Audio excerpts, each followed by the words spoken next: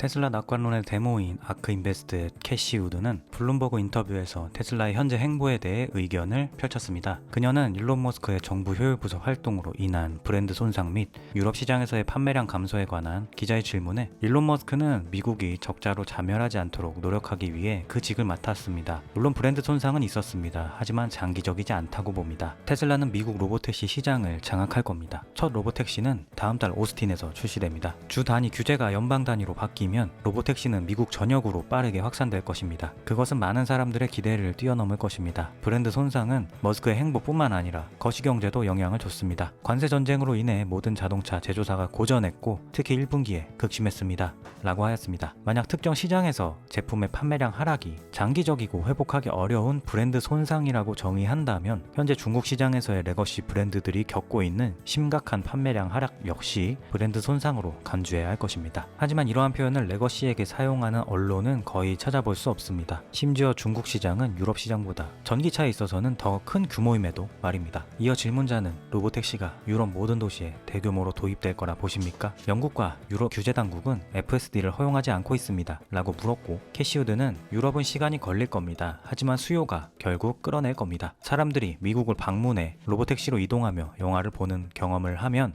새 기술이 편리하고 기존 대안보다 저렴하다는 점을 좋아할 것입니다. 라고 답하였습니다. 유저 닥터 잭은 브랜드 손상이 발생했다는 데 동의하지만 요점은 일론과 테슬라를 지지하게 된 사람들의 수가 얼마나 증가했느냐입니다. 저는 일론을 지지하기 위해 테슬라를 처음으로 구매한 사람들이 도덕적 과시로 테슬라를 판 사람보다 훨씬 많다고 믿습니다. 라고 하였고 유저 진 량은 소위 말하는 브랜드 손상은 일론이 미국과 인류를 위해 옳은 일을 선택했을 때 저항에 의해 생긴 환상입니다. 그가 만든 문제가 아니라 큰 배가 빙산을 피하기 위해 방향을 틀 때 생긴 불가피한 증상입니다. 라고 하였습니다.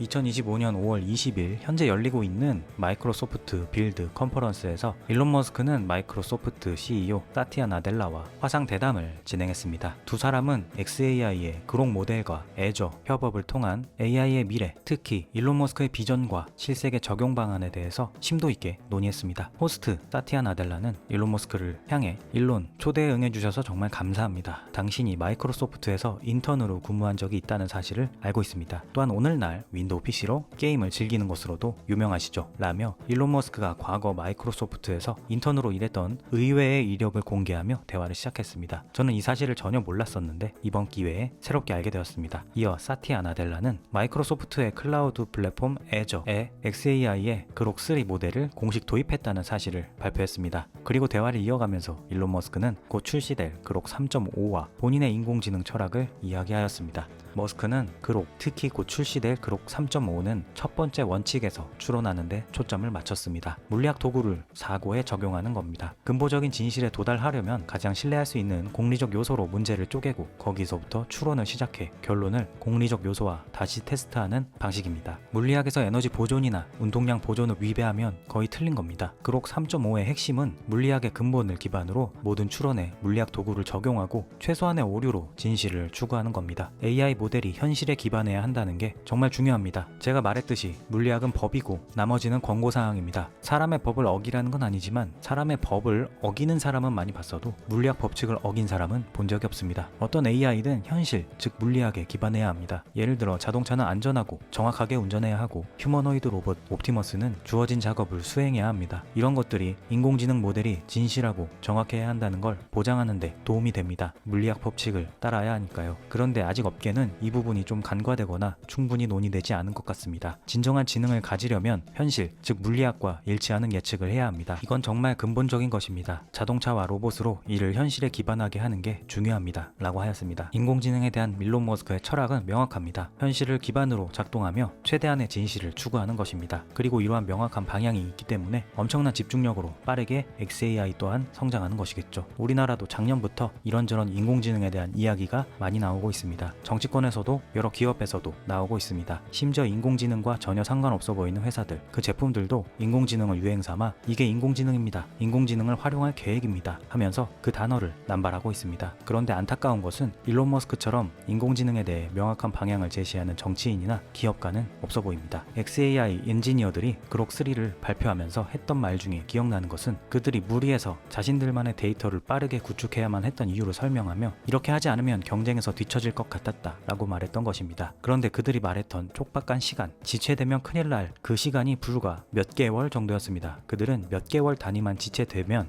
회사 자체가 끝장이 날 것처럼 목숨을 걸고 데이터 센터를 구축했고 결국 지금의 경쟁력을 갖추게 되었습니다. 그러한 절실함, 절박함만 보아도 인공지능에 대한 일론 머스크의 의지를 느낄 수 있습니다. 그런데 우리나라는 챗 GPT가 빵 뜨고 K 인공지능 하겠다고 한 지 몇 년이 지났음에도 별 소식이 없는 것 같습니다. 얼마 전 딥시크가 떴을 때도 그렇고 그냥 그때그때 잠깐 우리도 해보자 하면서 매번 시간만 흘려보내는 것 같습니다. 사실 인공지능에 대해 진심 같은 건 없고 별 관심도 없는 게 아닐까, 전 그렇게 생각합니다. 선거가 지나고 나면 또 인공지능 하겠다는 얘기도 잠잠해질 것만 같습니다. 2025년 5월 20일 XAI는 두 번째 AI 데이터 센터인 콜로서스2 운영을 위해 테슬라로부터 메가팩 168개를 도입했습니다. XAI 엔지니어 브렌트 메이오는 몇 평방 피트 공간에 테슬라 메가팩을 얼마나 많이 배치할 수 있을지 확인해 봅시다. 그리드 복원력과 배터리 백업은 XAI와 지역사회의 성공적인 미래를 보장하는 핵심 요소입니다. 그록은 메가팩을 정말 좋아합니다 라며 줄지어 설치된 메가팩 이미지를 함께 공개했습니다. 공개된 이미지를 보면 줄지어 배치된 메가팩이 웅장한 위용을 자랑합니다. 메가팩은 컴퓨터 클러스터의 전력 안정화에 필수적인 장치로 현재 XAI가 100만 개 GPU 규모의 클러스터를 계획 중인 만큼 이번에 설치된 메가팩의 규모도 전례 없이 큽니다. 일론 머스크는 해당 소식을 인용하며 콜로서스2는 최초의 기가와트 AI 훈련 슈퍼 클러스터가 될 것입니다 라고 하였습니다. 유저 타이자는 이것이 인류가 미래를 건설하는데 진지해질 때의 모습입니다. 이것이 문명이 진화하는 방식입니다. 콜로서스2는 우리를 타입 1 문명으로 나아가게 하는 그런 도약입니다 라고 하였습니다. 타입 1 문명은 카르다셰프 척도에 따라 한 행성의 모든 에너지 자원, 즉 태양광, 풍력, 지열 등을 완전히 통제하고 활용할 수 있는 단계를 의미합니다. 타입 1 문명으로 나아간다는 것은 인류가 현재 타입 0 문명에서 더 높은 에너지 활용과 기술 통제력을 갖추는 방향으로 발전하는 것을 의미합니다. 몇 개월 전 가짜벽 실험으로 테슬라 커뮤니티를 분노에 차게 만들었던 마크 로버의 실험을 기억하실 겁니다. 당시 영상 제작에 도움을 주었던 라이다 제조업체 루미나 또한 잊지 못하셨을 텐데요. 그 루미나의 CEO가 교체되었습니다. 교체 소식은 지난주에 있었고 교체 원인은 이사회의 윤리조사를 통해 그의 부적절한 행위 등이 발견되었기 때문이라고 하는데요. 어제 재미있는 글이 하나 발행되었습니다. nextbigfuture.com에 올라온 브라이언 왕의 글에선 마크 로버의 FSD 왜곡 비디오로 인해서 수천만 뷰의 조회수가 발생되었고 그것이 루미나에 대한 주목도를 높였으며 이로 인해 내부 문제가 대두되어 CEO가 교체되는 단계까지 이르렀다라는 가능성을 제기한 것입니다. 실제로 해당 영상 업로드 직후 루미나의 주가는 치솟았고 마크 로버의 그 뒤에도 테슬라 커뮤니티에 대한 제대로 된 사과나 해명을 하지 않는 그 태도 때문에 계속해서 어그로가 끌린 것이 사실입니다. 그 때문에 루미나라 회사를 들여다본 시선이 많아졌고 CEO의 민낯까지 드러나 버렸다는 주장이었습니다.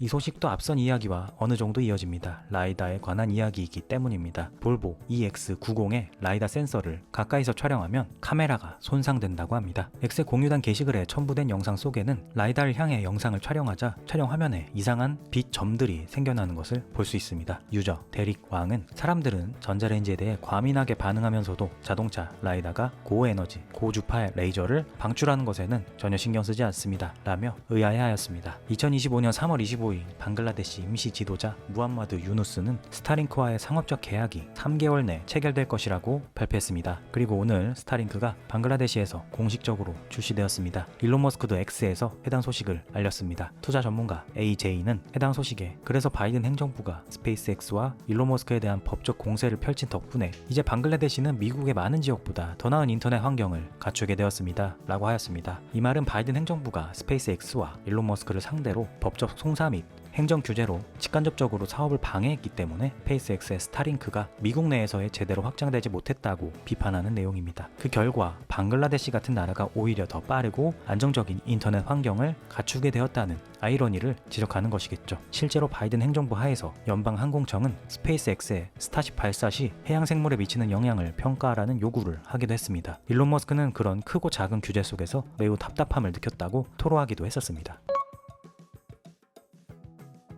간밤에 일론 머스크는 카타르 경제포럼에서 무려 40분간의 화상 인터뷰를 가졌습니다. 이 인터뷰는 여러 의미에서 역대급이었습니다. 얼마 전 사우디에서 단상에 올라 진행한 인터뷰는 10분이 채 되지 않았었던 것을 감안하면 이번 40분간의 인터뷰는 정말 긴 시간이었습니다. 그런데 시종일관 우호적이고 일론에 대한 동경을 표하던 사우디 인터뷰와는 달리 이번 인터뷰는 진행자 태도에 큰 논란이 있었습니다. 진행자의 이름은 미샬 후세인이며 그 논란에 대해선 뒷부분에서 자세히 설명드리도록 하겠습니다. 그리고 진행자 스타일이 잔 공격을 계속 던지고 일론도 방어하면서 대화가 핑퐁핑퐁이 많다 보니까 연속되는 질문을 하나의 통으로 묶어서 전달드리도록 하겠습니다. 간단한 인사와 함께 시작한 인터뷰의 첫 질문은 정부 일과 회사 운영으로 바쁜 일론 머스크의 시간 배분에 관한 것이었습니다. 진행자는 CEO와 정부 고문 역할을 병행하고 계신데 한 주 일정은 어떻게 되나요? 시간 배분은 어떻습니까? 라고 물었고 일론 머스크는 많이 바쁜 나날을 보내고 있으며 정부 업무는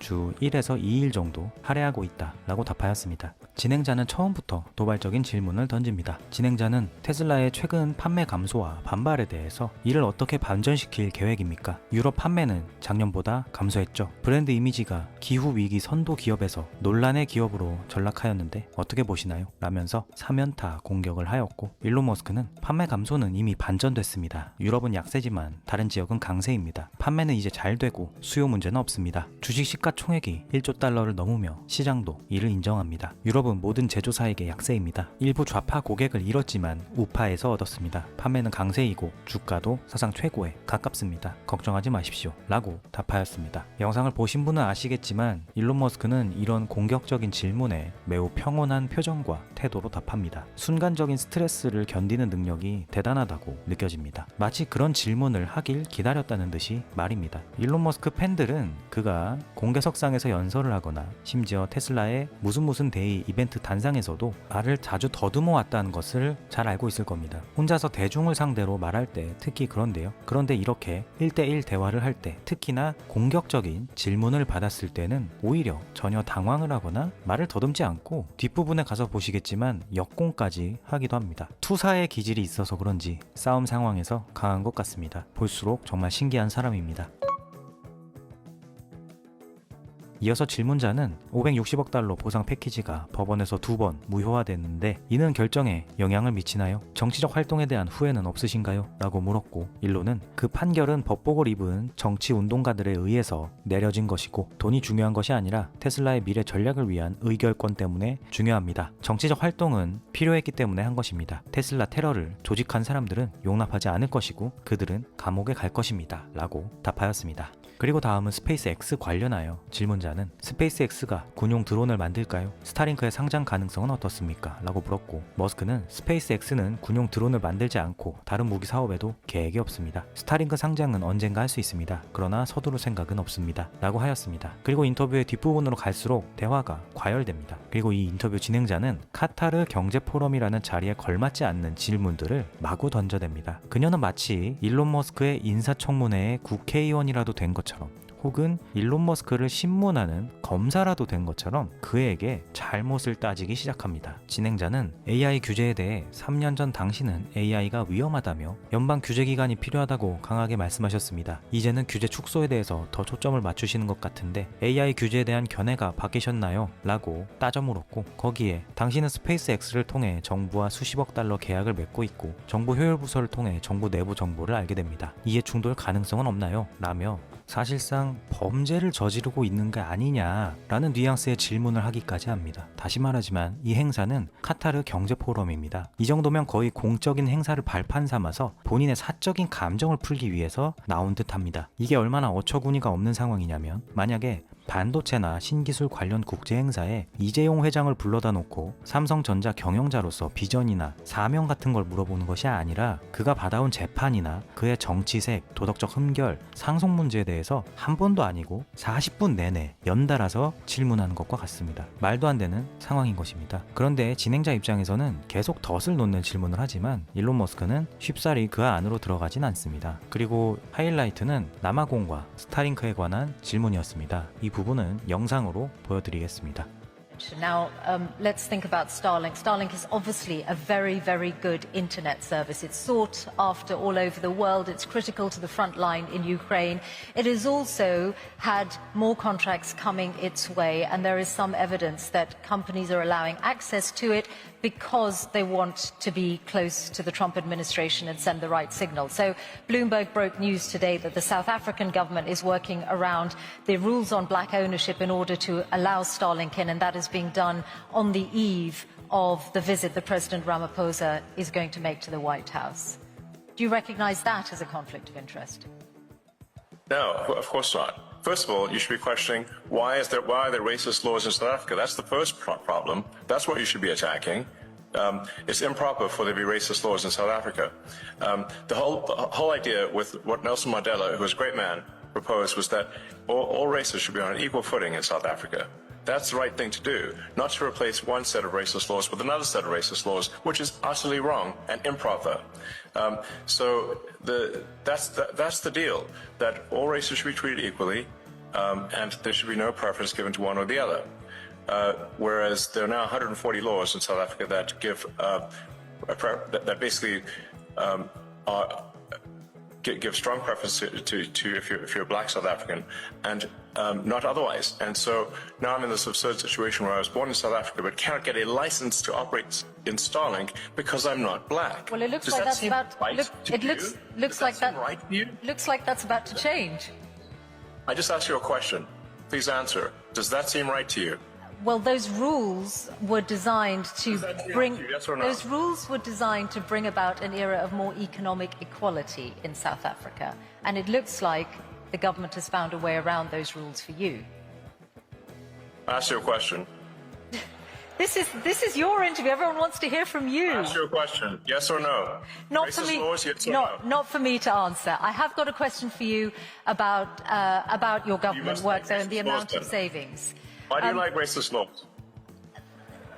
This is not for me to answer. Come on. Yes, it is. Now you wouldn't be trying to dodge a question. 그 뒤에는 도지에 관한 대화가 이어졌고 이것도 어이없는 것이 결국 질문의 요지는 너 왜 그거밖에 못 아꼈어? 그리고 절감한 부분에 있어서 잘못된 거 있는데 어떻게 할 거야? 책임질 거야? 라는 매우 도발적인 질문이었습니다. 이쯤 되면 이 진행자는 본인의 정치 성향과 반대되는 그러나 만날 기회가 좀처럼 없는 거물과 인터뷰하게 되어서 그것을 출세의 기회라고 생각해서 이성의 끈을 놓아버린 것 같습니다. 머스크는 그럼에도 평정심을 유지하면서 인터뷰를 잘 진행했고 마지막에는 올 한 해가 그에게 있어서 왜 중요한지 그의 사업 전반에 걸친 모든 계획을 공유하였습니다. 그는 올해 이룰 흥미로운 것들 중에는 스타쉽을 완전히 재사용 가능하게 만드는 것이 있습니다. 부스터와 우주선을 모두 잡아내는 것이죠. 이는 역사상 최초의 완전 재사용 가능한 궤도 로켓이 될 것이고 생명을 다중 행성으로 만들고 궁극적으로 우주 문명을 이루기 위해 필수적인 돌파구입니다. 뉴럴링크는 이제 5명의 환자가 텔레파시 임플란트를 사용해 생각만으로 컴퓨터를 제어할 수 있도록 도왔습니다. 우리는 블라인드 사이트 임플란트로 시력을 회복시키는 첫 환자를 진행할 예정인데 아랍에미리트와 클리블랜드 클리닉과의 관계로 첫 환자는 아랍에미리트에서 나올 수 있습니다. AI 분야에서는 AGI나 디지털 초지능에 가까워지고 있습니다. 디지털 초지능 폭발적인 성장을 보고 있습니다. 그리고 테슬라에서는 다음 달 오스틴에서 무인 자율주행, 즉 아무도 없는 자율주행차를 출시할 겁니다. 그래서 확실히 큰 해입니다. 다른 많은 일들도 진행 중입니다. 저는 무엇보다 엔지니어입니다. 라는 말과 함께 인터뷰를 마쳤습니다. 너무나 당연하게도 이 인터뷰 진행자는 현재 X에서 엄청나게 까이고 있습니다. 제가 지금까지 해온 저 진행자에 대한 비판은 굉장히 순한 맛입니다. 한 유저는 저 진행자가 속해 있는 블룸버그에 대한 모든 구독을 해지했습니다. 일론 때문에 끝까지 봤지만 저 진행은 너무 아마추어 같습니다. 같은 내용을 다르게 전달할 방법이 많았는데 온갖 방식으로 잘못을 캐내려고만 했습니다.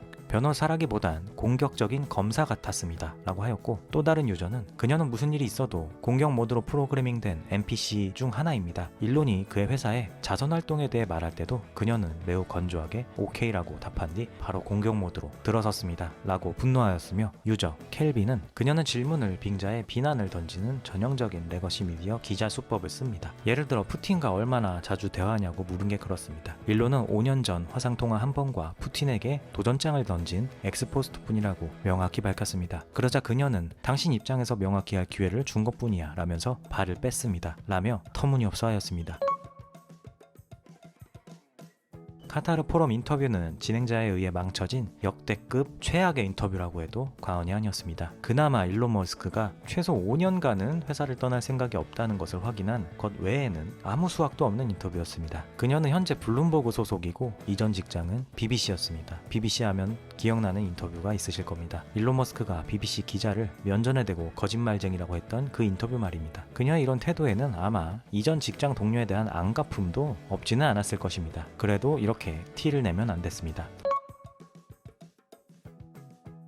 어제 전해드린 카타르 경제포럼 인터뷰에 이어서 공개된 일론 머스크 인터뷰가 하나 더 있었습니다. 이 영상은 CNBC와 함께한 인터뷰였습니다. 해당 영상 내용도 같이 살펴보겠습니다. 우선 인터뷰는 기가 팩토리에서 진행되었고 당연히 테슬라, 자율주행, 로보택시, 그리고 일론 머스크의 근황 등으로 이루어졌습니다. 어제의 인터뷰 충격 때문인진 몰라도 이렇게 정석적인 인터뷰를 해주는 것에 감사함을 느낄 정도입니다. 그리고 여담으로 일론 머스크가 착용한 자켓이 눈에 띕니다. 정보를 찾아봤는데 고객들에게 판매 중인 굿즈는 아닌 것 같습니다. 직원 전용 옷으로 보이는데 정말 멋진 것 같습니다.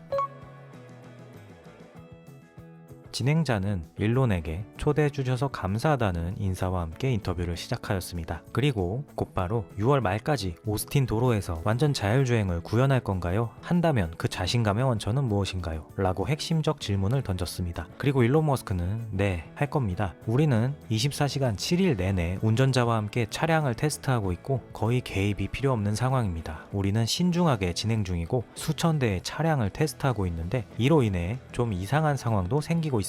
사람들이 집 앞을 지나가는 테슬라 차량이 너무 많아서 도대체 무슨 일이야? 라고도 합니다. 라고 답하였습니다. 얼마 전 테슬라가 기관 투자자들과의 회의에서 이야기했다는 로보택시 초기 열대 출시설을 기억하실 겁니다. 생각보다 적은 숫자 때문에 실망하신 분들도 있었고 시작은 그렇게 하지만 빠르게 확장할 거니 걱정 말라고 하신 분들도 있었죠. 사람들은 그 부분에 대해서 매우 궁금해 하였었는데요. 진행자는 고맙게도 그에 관한 질문을 해주었습니다. 인터뷰는 이렇게 대중들이 궁금해하는 부분을 질문해 주어야겠죠. 어제 그 인터뷰가 얼마나 시간 낭비였는지 새삼 다시 느끼게 됩니다. 진행자는 로보택시가 초기에는 10대에서 12대 정도만 도로에 나올 거라는 추정이 있는데 맞습니까? 그럼 어떻게 확장할 계획입니까? 라고 물었고 일론은 네, 처음에는 아주 소규모로 시작할 겁니다. 첫 주에는요 라면서 10대 시작설을 확인시켜 주었습니다. 그리고 일론은 처음엔 10대로 시작하지만 잘 작동하는지 확인한 후 성과에 비례해서 점진적으로 늘릴 겁니다. 신중하게 시작하는 게 맞다고 생각합니다. 첫날부터 1000대나 10,000대를 투입할 수도 있지만 그건 현명하지 않습니다. 첫 주는 아마 10대에서 시작해서 20대, 30대, 40대로 늘리고 몇 달 안에 1000대 정도가 될 거라고 봅니다. 그리고 샌프란시스코, 로스앤젤레스, 샌안토니오 같은 다른 도시로 확장할 계획입니다. 라고 하였습니다.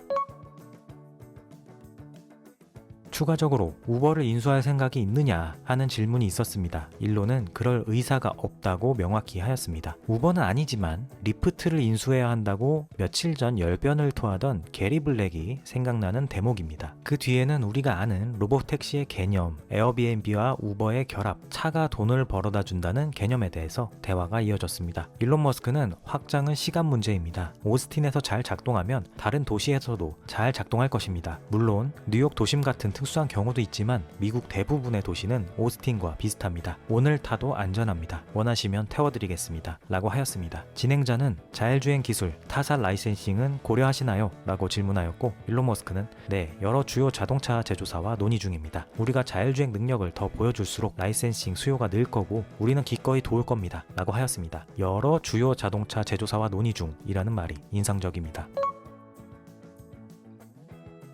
그리고 인터뷰 중간중간 경쟁사에 대한 이야기도 하였습니다. 라이다를 사용하는 웨이모, 자율주행을 무료로 제공하겠다는 BYD입니다. 그리고 일론은 웨이모의 경우 테슬라가 오히려 더 나을 거라고 생각합니다. 도로 시스템은 생물학적 신경망과 눈, 즉 인간의 지능을 기반으로 설계됐습니다. 그래서 인공지능, 디지털 신경망, 카메라가 가장 잘 작동할 겁니다. 우리는 소음, 예를 들어 소방차나 경찰차 소리를 듣기 위한 마이크도 사용할 것입니다. 라고 하였고, BYD의 경우 중국에서는 영상 데이터로 훈련을 못합니다. 그래서 저희는 제한된 방식으로 훈련한 자율주행을 출시했는데 그럼에도 중국 현지 언론 테스트에서 최고로 평가받았습니다. 저는 경쟁자는 신경 쓰지 않고 완벽한 제품을 만드는 데 집중합니다. 라며 자신감을 보였습니다.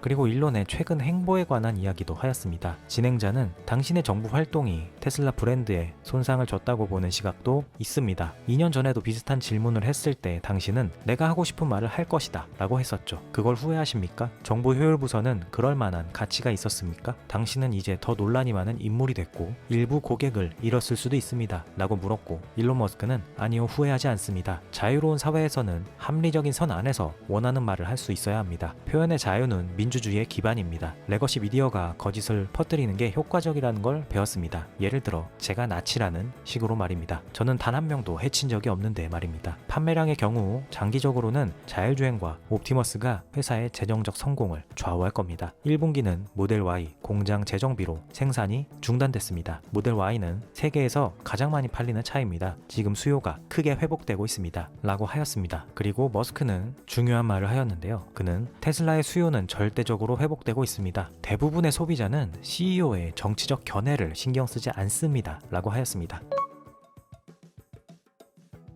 진행자는 이어 옵티머스에 대해 질문했습니다. 머스크는 옵티머스가 자율주행과 함께 테슬라의 장기적인 재무 성공을 결정짓는 중요한 요소라고 앞서 언급했는데요. 그는 옵티머스가 가장 막강한 제품이 될 거라고 전망했으며 누구나 자신만의 C3PO나 R2D2 같은 로봇을 원할 것입니다 라고 말하며 옵티머스의 수요가 거의 무한대에 가까울 것이라고 설명했습니다. 그는 이에 따라 2030년까지 100만 대의 옵티머스를 생산한다는 목표를 세웠다고 밝혔으며 이는 충분히 실현 가능한 목표로 평가하고 있다고 하였습니다. 진행자가 옵티머스의 훈련 과정에 대해 묻자 머스크는 현재 지금은 인간이 모션 캡처 수트를 착용해 물건을 짚거나 문을 여는 등의 기본적인 동작을 가르치고 있습니다 라고 답했습니다. 공을 던지거나 춤을 추는 동작도 포함된다고 덧붙였습니다. 하지만 앞으로는 로봇이 유튜브나 설명 영상을 보고 스스로 작업을 학습할 수 있는 단계로 발전할 것이라고 기대한다고 전했습니다. 이는 작업 확장성을 크게 높일 수 있는 중요한 임계점으로 몇 년 안에 실현 가능할 것으로 보고 있다고 하였습니다. 진행자는 자율학습에 대해 더 물었고 머스크는 마치 아이가 장난감을 가지고 놀며 배우듯 옵티머스도 자율학습을 통해 성장할 수 있다 라고 설명했습니다. 또한 진행자는 옵티머스가 설거지, 강아지 산책, 아기 돌보기와 같은 다양한 작업을 수행할 수 있을까 물었고 머스크는 당연히 가능하며 심지어 사용자가 지시하지 않아도 필요를 예측해 스스로 작업을 수행하는 수준에 이를 것이라고 하였습니다. 그리고 같은 날 테슬라는 옵티머스의 영상을 추가적으로 공개하였습니다. 테슬라 옵티머스 X 공식 계정은 5월 21일 1시경 난 하루 종일 춤만 추는 게 아니야 알겠어? 라는 말과 함께 1분간의 영상을 업로드하였습니다. 영상 속 옵티머스는 쓰레기 봉투를 들고 쓰레기통에 뚜껑을 열어 그 안에 넣고 쓰레바지와 빗자루로 테이블 위를 쓸고 페이퍼 타월을 뜯고 볶음용 스푼을 들어 냄비를 뒤적이고 청소기를 집어서 사용하고 전자레인지 버튼을 누르고 커튼을 치는 등 일상생활의 다양한 동작을 수행하고 있었습니다. 이 영상은 공개 직후 큰 화제가 되었습니다. 많은 네티즌들은 옵티머스가 일상생활에서 실제로 유용한 동작을 수행하는 모습에 감탄하며 테슬라의 인간형 로봇 기술이 한 단계 더 발전했다라는 반응을 보였습니다. 특히 쓰레기 처리나 청소와 같은 가정 내 작업을 자연스럽게 수행하는 모습은 로봇이 가정에서 실질적 도움을 줄 수 있다는 기대감을 높였습니다. 일론 머스크는 해당 영상을 재게시하며 역사상 가장 막강한 제품이라는 표현을 다시 한 번 더 사용하였습니다. 유저 닥터 노우 윗 올은 이 진행 상황을 공유해 주셔서 고맙습니다. 이런 데모들을 보니 정말 기쁩니다. 지난 몇 달 동안 보이지 않는 곳에서 많은 훈련이 있었던 게 분명하네요. 옵티머스가 우리 집에서 이런 일들을 하는 날이 정말 기대됩니다 라고 하였고, 유저 자비스는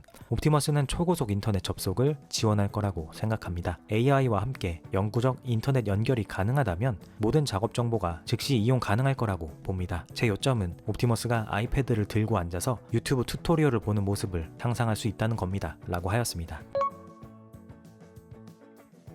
모델 S의 페이스리프트로 추정되는 차량이 독일 뉘르부르클링 북쪽 지역 서킷에서 포착되었다고 합니다. 대대적인 디자인 변화가 있을 거라고 생각했던 분들도 많았던 게 사실인데요. 이번 포착된 차량의 이미지는 외형적인 변화는 거의 없습니다. 전면의 범퍼 디자인이 약간 바뀌었고 그나마 범퍼 카메라가 추가된 것으로 보인다는 점, 그리고 휠 디자인이 달라졌다는 점 말고는 없습니다. 그래서 유저들은 저게 완전한 페이스리프트는 아니고 아직 변경을 하고 있는 와중이며 그 도중에 주행 실험을 하는 것 아니냐 하는 의견을 내고 있습니다. 올 하반기에 나온다고 했으니 좀 더 기다려봐야 할 것 같습니다.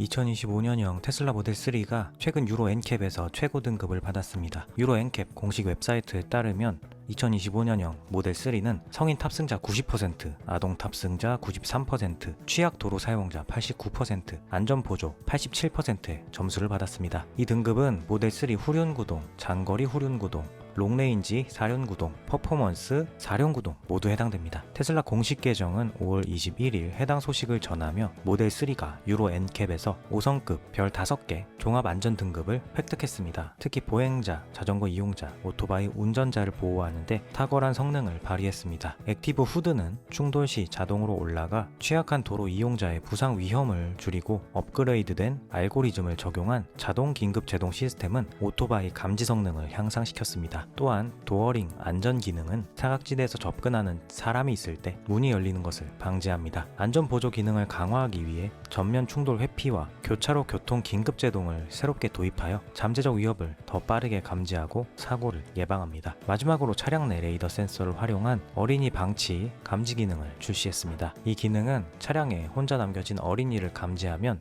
공조장치를 작동시키고 휴대폰 앱과 차량 자체, 비상등 및 경고음을 통해 보호자에게 알립니다. 이 레이더 센서는 성인과 어린이를 구분하여 성인의 불편을 줄이면서도 어린이의 안전을 위한 필수 기능을 제공합니다. 이 기능은 유럽연합 소유주들에게 우선적으로 OTA 소프트웨어 업데이트로 제공되며 곧 전 세계로 확대될 예정입니다. 라고 하였습니다. 이뿐만이 아닙니다. 테슬라 호주, 뉴질랜드 공식 계정 또한 모델 3가 호주 신차 충돌 테스트인 ANCAP에서 별 5개의 전체 안전 등급을 받았다고 발표했습니다. ANCAP은 호주와 뉴질랜드에서 판매되는 신차의 안정성을 평가하는 비영리 기관입니다. ANCAP의 등급은 소비자들이 차량 안전성을 비교하고 구매 결정을 내리는데 당연히 좋은 영향을 미칠 수밖에 없습니다. 이는 유로 NCAP과 호주 ANCAP의 상이한 테스트 기준을 모두 충족한 결과로 모델 3라고 하는 차량의 글로벌한 종합적 안전성을 보여줍니다. 특히 아동보호 성능이 뛰어나다는 점이 강조된 만큼 가족 단위 고객들에게 매력적인 상품으로 더욱 자리 잡을 듯하고 안전의 대명사로서의 입지가 더 강화될 것으로 보입니다. 감사하게도 유튜브에 유로 NCAP 충돌 영상이 있어서 보았습니다. 특히나 측면 충돌 영상에서 보시면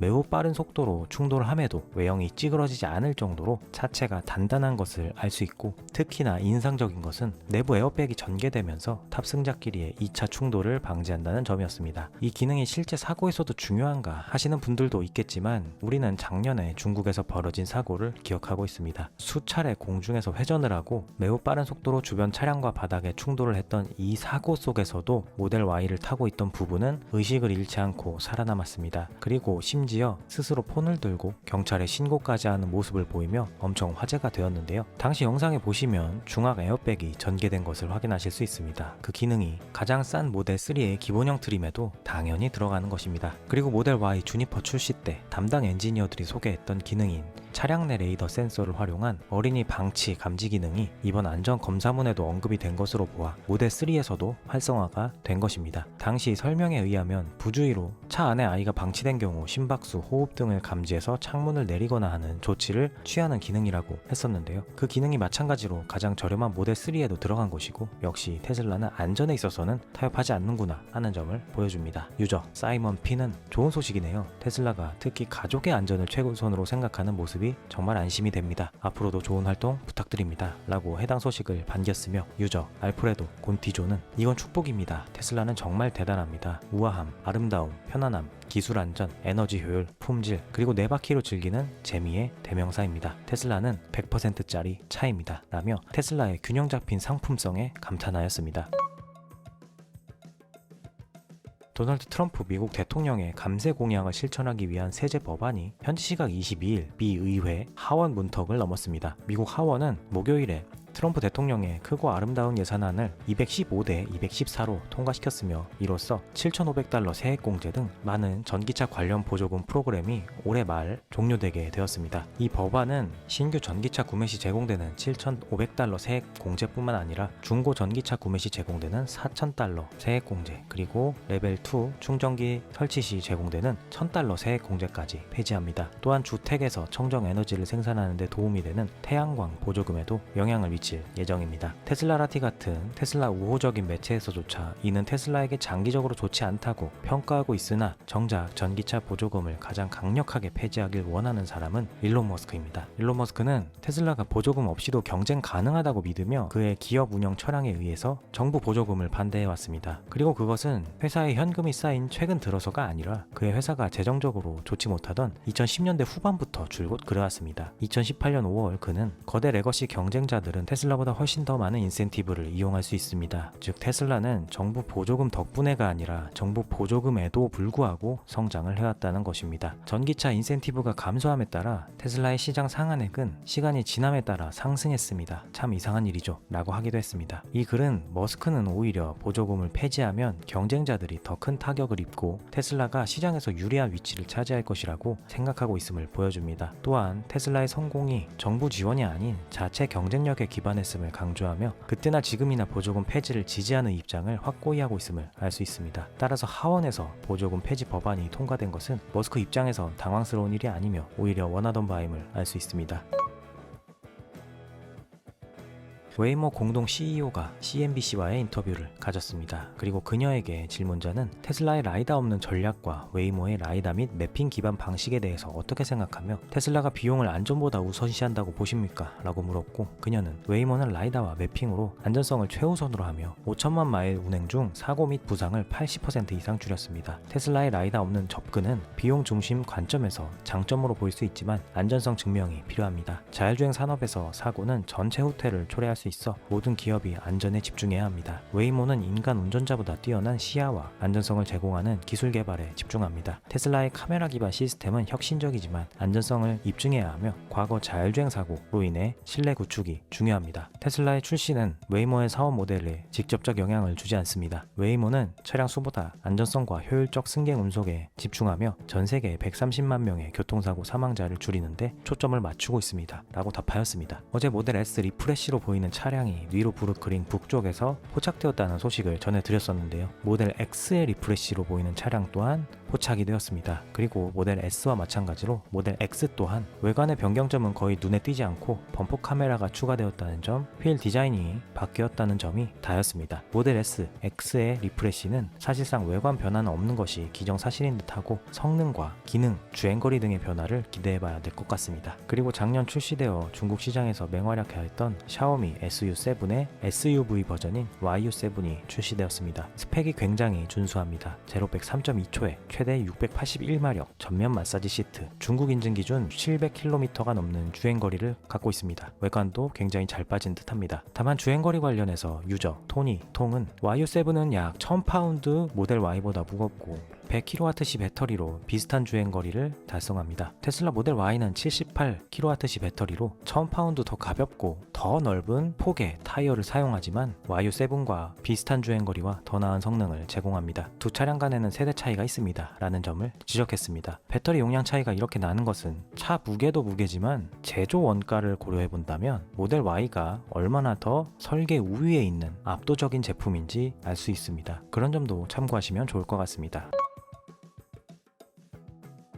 머스크는 과거부터 일관적으로 전기차 보조금 폐지를 지지해왔고 이번 법안에도 그것이 포함되었기에 그 부분만 본다면 머스크의 뜻대로 흘러가는 것이고 이 부분을 어제 영상에서도 전해드렸었습니다. 그런데 그가 이번 예산안에 불만인 이유는 그 외에 법안이 전체 정부 지출을 줄이지 않고 오히려 빚을 늘린 점 때문으로 보입니다. 그는 정부 효율화와 지출 감소를 강하게 주장해왔기 때문에 그의 입장에서 지출을 줄여놨더니 또다시 빚을 늘리려고 하면서 허탈할 수밖에 없는 것이죠. 32만 팔로워의 크리에이터 파르자드는 5월 23일 재앙적인 공화당 법안을 고려하면 미국이 가질 수 있는 유일한 기회는 폭발적인 GDP 성장뿐입니다. 만약 앞으로 2-3년 안에 이러한 일이 일어나지 않는다면 우리는 끝장입니다. 라는 글을 올린 걸리며 현재 공화당의 예산안이 미국 경제에 부정적 영향을 미칠 것이라고 우려하였고, 유저 베럿 호파스는 이 글에 댓글로 일론이 정치에서 다소 멀어져 인간형 로봇으로 GDP 성장을 가속화하려는 이유가 이것 때문일지 궁금합니다. 그가 이것이 유일한 해결책이라고 믿는다면 이것이 가장 논리적인 선택일 것입니다. 라고 쓰며 최근 옵티머스 로봇의 가치를 지속적으로 강조하는 일론 머스크의 행보가 이번 예산안 때문이 아닌가 하는 추측을 하였습니다. 일론 머스크는 해당 글을 인용하며 저는 GDP 성장을 가속화하는 것이 필수적이라는 어쩌면 당연한 결론에 도달했습니다. 정부 효율 부서는 미국의 파산 시점을 늦추기 위해 훌륭한 일을 해왔고 앞으로도 그럴 것입니다. 하지만 정부의 낭비가 심해 오직 생산성의 급진적인 향상만이 우리나라를 구할 수 있습니다. 라고 말하며 앞선 베럿 호파스의 추측이 맞음을 확인시켜 주었습니다. 그리고 유저 스페이스 슈더는 일론에게 휴머노이드 로봇이 국가의 GDP에 실질적인 영향을 미칠 수 있는 시기는 언제일까요? 라고 물었고 일론 머스크는 4에서 5년 정도 걸리며 FSD는 1, 2년 안에 눈에 띄는 영향을 미칠 것입니다. 라고 하였습니다. 일론 머스크가 FSD 기술이 1, 2년 안에 미국 GDP에 영향을 미친다고 한 것은 테슬라의 자율주행 기술이 경제적 생산성을 크게 높일 잠재력을 갖고 있음을 의미합니다. FSD가 상용화되면 테슬라 차량이 로보택시로 운영되어 공유 경제를 활성화하고 운전비용 절감과 효율성 증대로 경제적 가치를 창출할 수 있기 때문입니다. 또한 자율주행으로 운전 시간이 획기적으로 줄어들고 물류 및 운송 효율성이 증가하며 전체 비용이 절감되어 생산성이 향상됩니다. 교통사고로 인한 운송 지체도 줄어들 것입니다. 더불어 자율주행 기술 확산은 소프트웨어, AI 등 관련 산업 성장을 이끌어 GDP 상승에 기여한다는 것이 머스크의 전망일 것입니다. 테슬라 인플루언서 닉 크루즈 파탄에는 이 대화를 인용하며 사람들의 일론의 이 발언이 얼마나 큰 의미인지 이해하지 못하는 것 같습니다. 그는 기본적으로 정부 효율부서가 할 수 있는 일에는 한계가 있으며 결국 다른 해결책이 필요하다고 말하는 것입니다. 그 해결책은 테슬라 옵티머스 봇과 자율주행 기술입니다. 거의 무한한 상품과 서비스를 제공하는 풍요로운 미래입니다. 라고 하였고 테슬라 인플루언서 소여 메리츠는 이것은 테슬라, 스페이스X, XAI 등의 호재입니다. 일론은 기본적으로 정부 효율부가 미국 재정에 어느 정도 도움을 줄 수 있지만 그 한계가 있고 옵티머스, 테슬라 로보택시 등 성장을 가져오는 것들이 궁극적으로 더 중요하다고 말합니다. 일론은 이제 이러한 것들에 노력을 재집중하고 있습니다. 엔지니어 일론으로서의 귀환입니다. 라고 반겼습니다.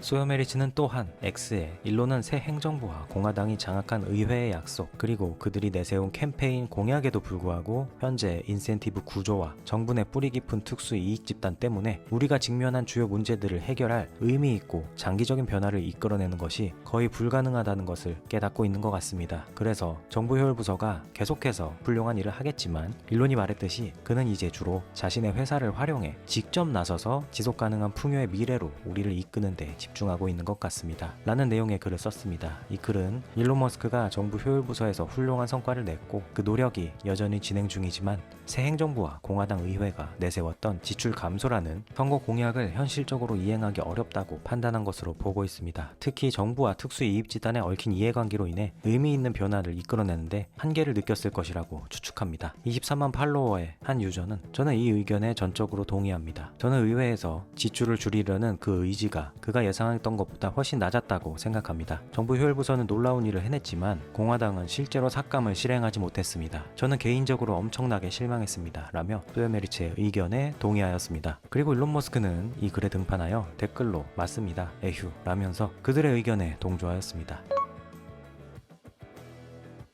유저 마이크 P는 최근 인터뷰를 순회하는 일론을 보면 오케이 그렇게 나온다 이거지 다들 죽었어 잠깐 기다려 라고 말하며 그의 레벨 99짜리 궁극기 마법을 발동한 느낌이 듭니다. 그는 최근 X에서 정말 조용했습니다. 그런데 이제 그는 커리어 사상 가장 장대한 던전 사냥을 시작하려 하는 마법사 같습니다. 당신의 풋옵션은 이제껏 없던 수준으로 망할 것입니다. 라며 일론 머스크가 최근 정치적 활동을 줄이고 기술 혁신에 집중하는 모습을 보이는 만큼 테슬라가 앞으로 큰 성과를 낼 것이라는 낙관적 전망을 표현하였습니다. 그리고 일론 머스크는 해당 글에 댓글로 마법사 지팡이 이모티콘으로 화답하였습니다. 그리고 소요 메리츠 또한 일론이 다시 전시 CEO 모드에 돌입한 느낌이 확실히 듭니다. 최근 몇 주간 그의 회사 관련 게시물이 5배 늘었고 정치 관련 게시물 빈도는 크게 줄었습니다. 이번 주에 그는 하루에 3번 라이브 인터뷰를 했고 대부분이 테슬라에 초점을 맞췄습니다. 엔지니어이자 기술자로서 활동하는 것이 그가 진정 즐기고 사랑하는 일이지 정치는 아닙니다. 사람들에게 사랑받고 사랑받고 세상을 더 나은 방향으로 바꾸는 제품과 서비스를 만드는 것, 그것을 보는 게 정말 좋습니다. 앞으로 몇 달이 흥미로울 것 같습니다 라며 전쟁 모드에 들어선 일론을 격하게 반겼습니다. 작년 이맘때도 일론 머스크는 전시 모드에 들어섰습니다. 2024년 4월부터 5월쯤 테슬라는 전 세계 직원의 10% 이상을 감원하고 주요 임원들을 해고하며 대대적인 구조조정을 단행했습니다. 당시 슈퍼차저 팀 전체를 해고하고 핵심 인원만 재고용할 정도로 머스크의 의지는 대단했습니다. 그리고 머스크는 당시 X에서 5년마다 회사를 재편하고 간소화해야 합니다 라고 밝히며 전의를 불태웠는데 당시 주가는 $170 근처였고 전시 모드로 불을 태운 결과 테슬라는 작년 연말에 전고점을 새롭게 갱신하기도 했습니다. 현재 주가와 비교해보아도 정확히 그때 2배가 되었습니다. 이게 앞서 말씀드린 테슬라 인플루언서들이 일론이 전시 모드에 들어선 것을 반기는 이유이기도 할 것입니다. 올해 전시 모드가 마무리될 때 테슬라는 또 얼마나 성장했을지 기대가 됩니다.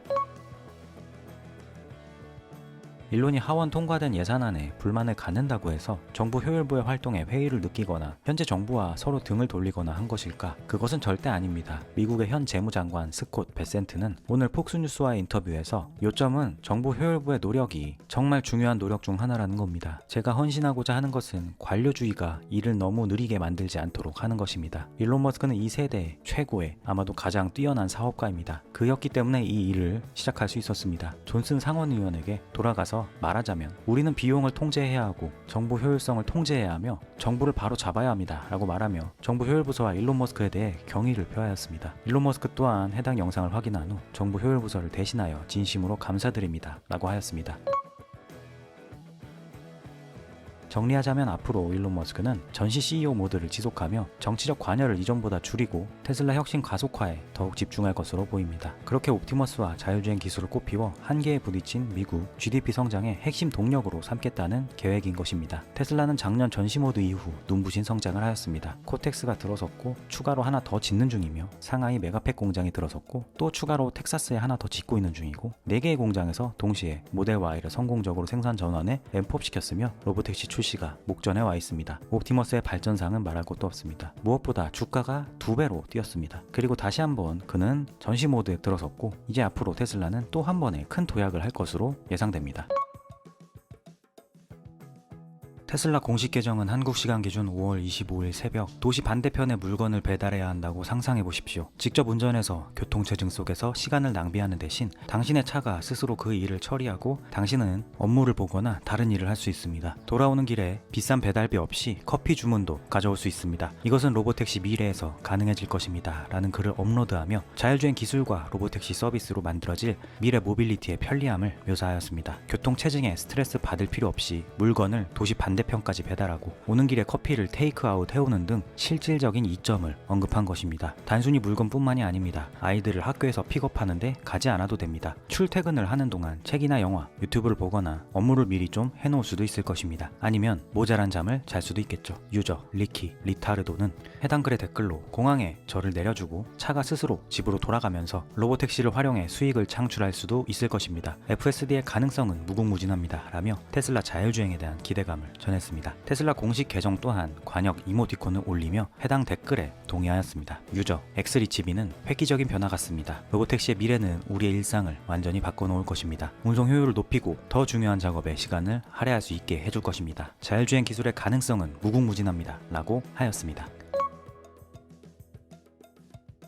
로봇공학 전문가 스콧 월터 박사가 허버트 옹의 유튜브 채널에 출연하여 옵티머스에 관한 인터뷰를 가졌습니다. 그는 옵티머스는 1인칭 비디오로 기초를 다지고 있고 다음은 3인칭 학습일 것입니다. 즉 유튜브 영상을 스스로 시청하면서 학습을 하는 것입니다. 로봇은 인간처럼 본능적 감각이 없어서 그 데이터를 층층이 쌓아가야 합니다. 영상에서 주목할 점은 모델 X의 부품을 집어 정확한 위치에 거는 모습입니다. 이는 생산과 관련된 해당 영상에서 유일한 동작입니다. 저는 항상 모델 X와 S라인이 옵티머스가 투입되기 가장 좋은 곳이라고 생각했습니다. 모델 S와 X는 생산량이 적어 로봇 생산 테스트를 하기 좋죠. 차 외관에 옵티머스 제작 배지를 붙이면 판매도 늘어날 겁니다. 많은 사람들이 독특하다고 생각할 테니까요. 인간형 로봇이 만든 첫 차라는 점 때문에 말입니다. 옵티머스는 호텔과 같은 서비스 환경에서 유용할 수 있습니다. 쓰레기 치우기, 먼지 털기, 종이 타월 뜯기, 요리 냄비 젓기, 진공 청소기 돌리기, 캐비닛 열고 닫기, 커튼 치기 등의 작업은 호텔에서 유용합니다. 처음에는 가정보다 공장이나 호텔 같은 환경에서 로봇이 더 안전하게 작동할 겁니다. 로봇들이 자율 탐구해 나가면서 하나가 무언가를 숙달하는 법을 배우면 다른 로봇들도 바로 그 스킬을 공유합니다. 하나가 테니스 스윙을 배우면 나머지 로봇 모두 테니스 챔피언이 되는 것입니다. 인간은 1000명의 아이들에게 각각 가르쳐야 하지만 로봇은 한 번에 1000대가 동시에 배웁니다. 정보 활용이 엄청난 장점인 것입니다.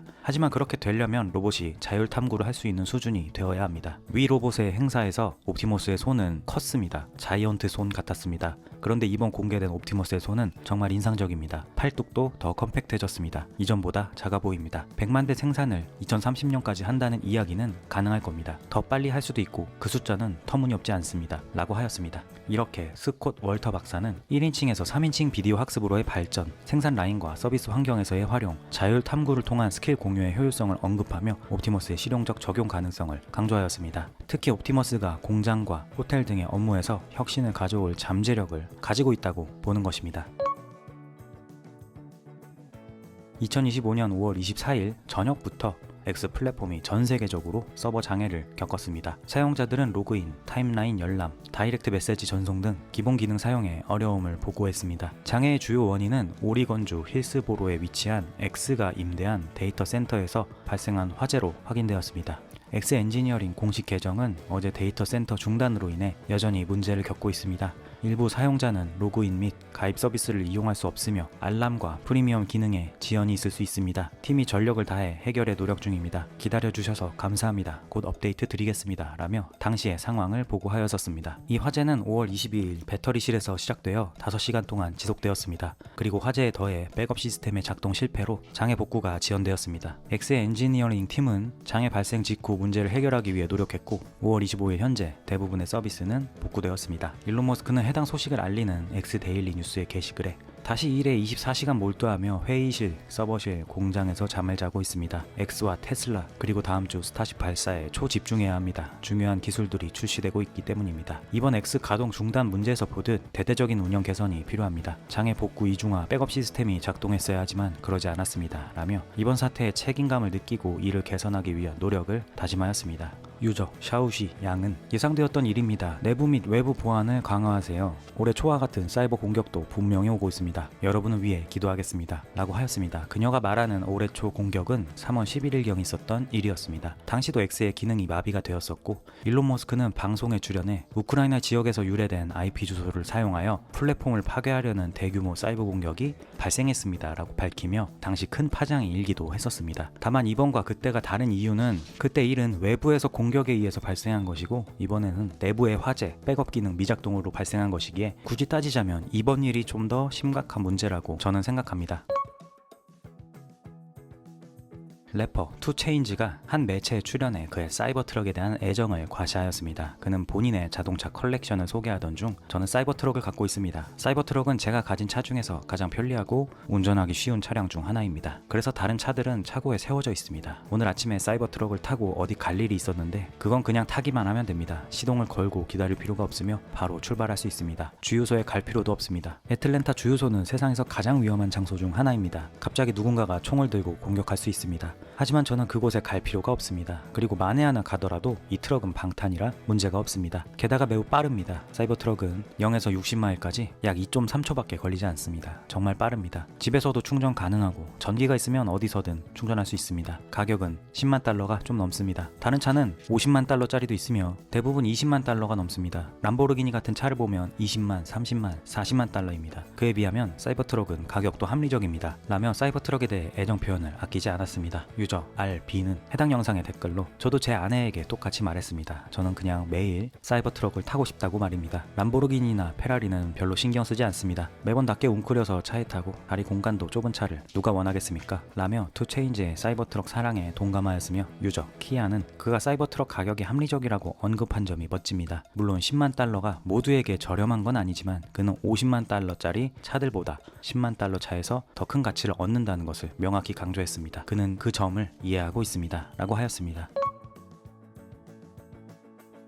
5월 초 샤오미 SU7 울트라 차량과 관련한 논란이 있었다고 합니다. 이 차량은 1548마력이라는 엄청난 스펙으로 유명한 차이고 그 점을 홍보 포인트로 앞세워 팔아오던 제품인데요. 그런데 5월 초 샤오미가 소프트웨어 업데이트를 통해 해당 차량의 마력을 900까지 낮춰버렸다고 합니다. 그리고 해당 마력 제한을 해제하기 위해서는 공인된 레이싱 트랙에서 몇 차례 주행을 해야 했다고 합니다. 그러니까 회사가 고객이 잘 쓰고 있는 어떤 제품의 기능을 잠궈버리고 해제하고 싶으면 내가 주는 임무를 수행해 라고 해버린 어처구니 없는 일화인 것입니다. 샤오미는 안전을 명분 삼아 이런 일을 벌였다고 해명했지만 사용자들의 거센 반발이 있었고 결국 해당 제한 업데이트를 철회했다고 전해졌습니다. 아마 이 업데이트를 고안해낸 직원은 좌천을 당해야 하지 않을까 생각합니다. 테슬라 인플루언서 니클로즈 파탄에는 이건 미친 짓입니다. 테슬라가 이런 짓을 했다면 얼마나 난리가 났을지 상상해 보십시오 라면서 어처구니 없어 하였습니다. 그럼 오늘 영상은 여기까지 하겠습니다.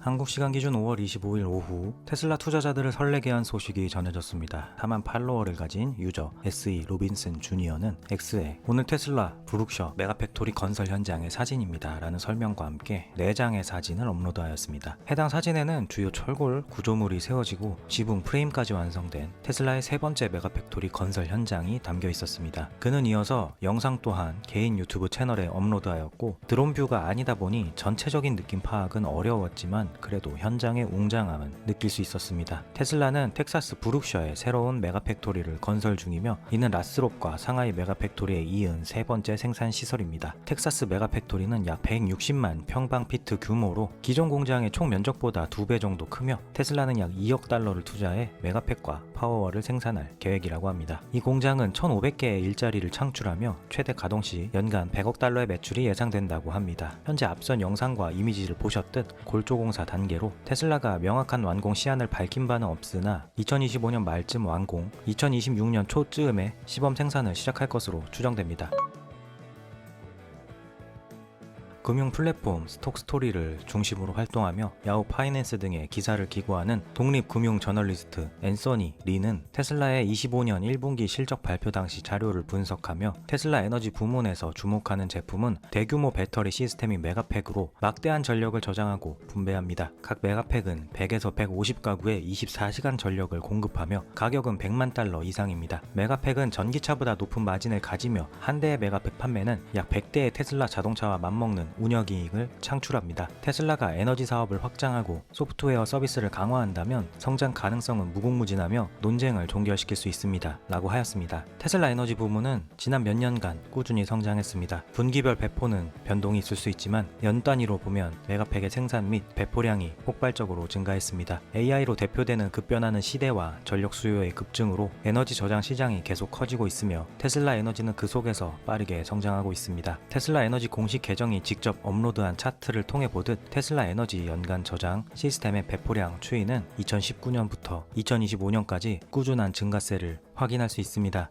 특히 2023년과 2024년 연간 배포량 증가율은 각각 50% 이상으로 에너지 저장 수요가 급증했음을 보여줍니다. 게다가 2025년 1분기 데이터만으로도 약 10GWh를 기록하였기에 연간 40GWh를 상회할 가능성이 높습니다. 얼라이드 마켓 리서치는 글로벌 에너지 저장 시스템 시장이 2021년 1,885억 달러에서 2030년 4,354억 달러로 연평균 8.3% 성장할 것으로 전망하며 이는 재생에너지 통합과 전기차 채택 증가, AI 기반 전력 수요 급증에 기인한다고 분석한 바 있습니다. 이렇듯 테슬라 장기 투자자들은 메가팩토리 관련 소식에 설렐 수밖에 없습니다. 메가팩 사업은 테슬라의 효자 상품이며 장기 투자 여정에서 분기마다 희망을 주는 원동력이기 때문입니다. 유저 션 오트먼은 어느덧 테슬라의 세 번째 메가팩 공장이 만들어지고 있군요. 완공 후 본격 가동되면 300억 달러 매출에 25% 마진으로 75억 달러 이익을 낼 겁니다. 그리고 이게 끝일 거라 생각하시나요? 당연히 아니죠. 곧 독일에도 이런 공장이 생길 겁니다. 그리고 인도, 인도네시아 등등에서도요. 라고 하였고 또 다른 유저는 만약 테슬라가 연간 100억 달러를 달성한다면 이제 자동차만 다루는 회사가 아니게 됩니다. 에너지 저장과 클린 에너지 전환에서 중요한 역할을 맡으며 큰 플레이어로 자리 잡고 있는 셈이죠. 앞으로 어떻게 될지 정말 기대됩니다. 라며 끝없이 성장할 테슬라 에너지 사업을 낙관하였습니다.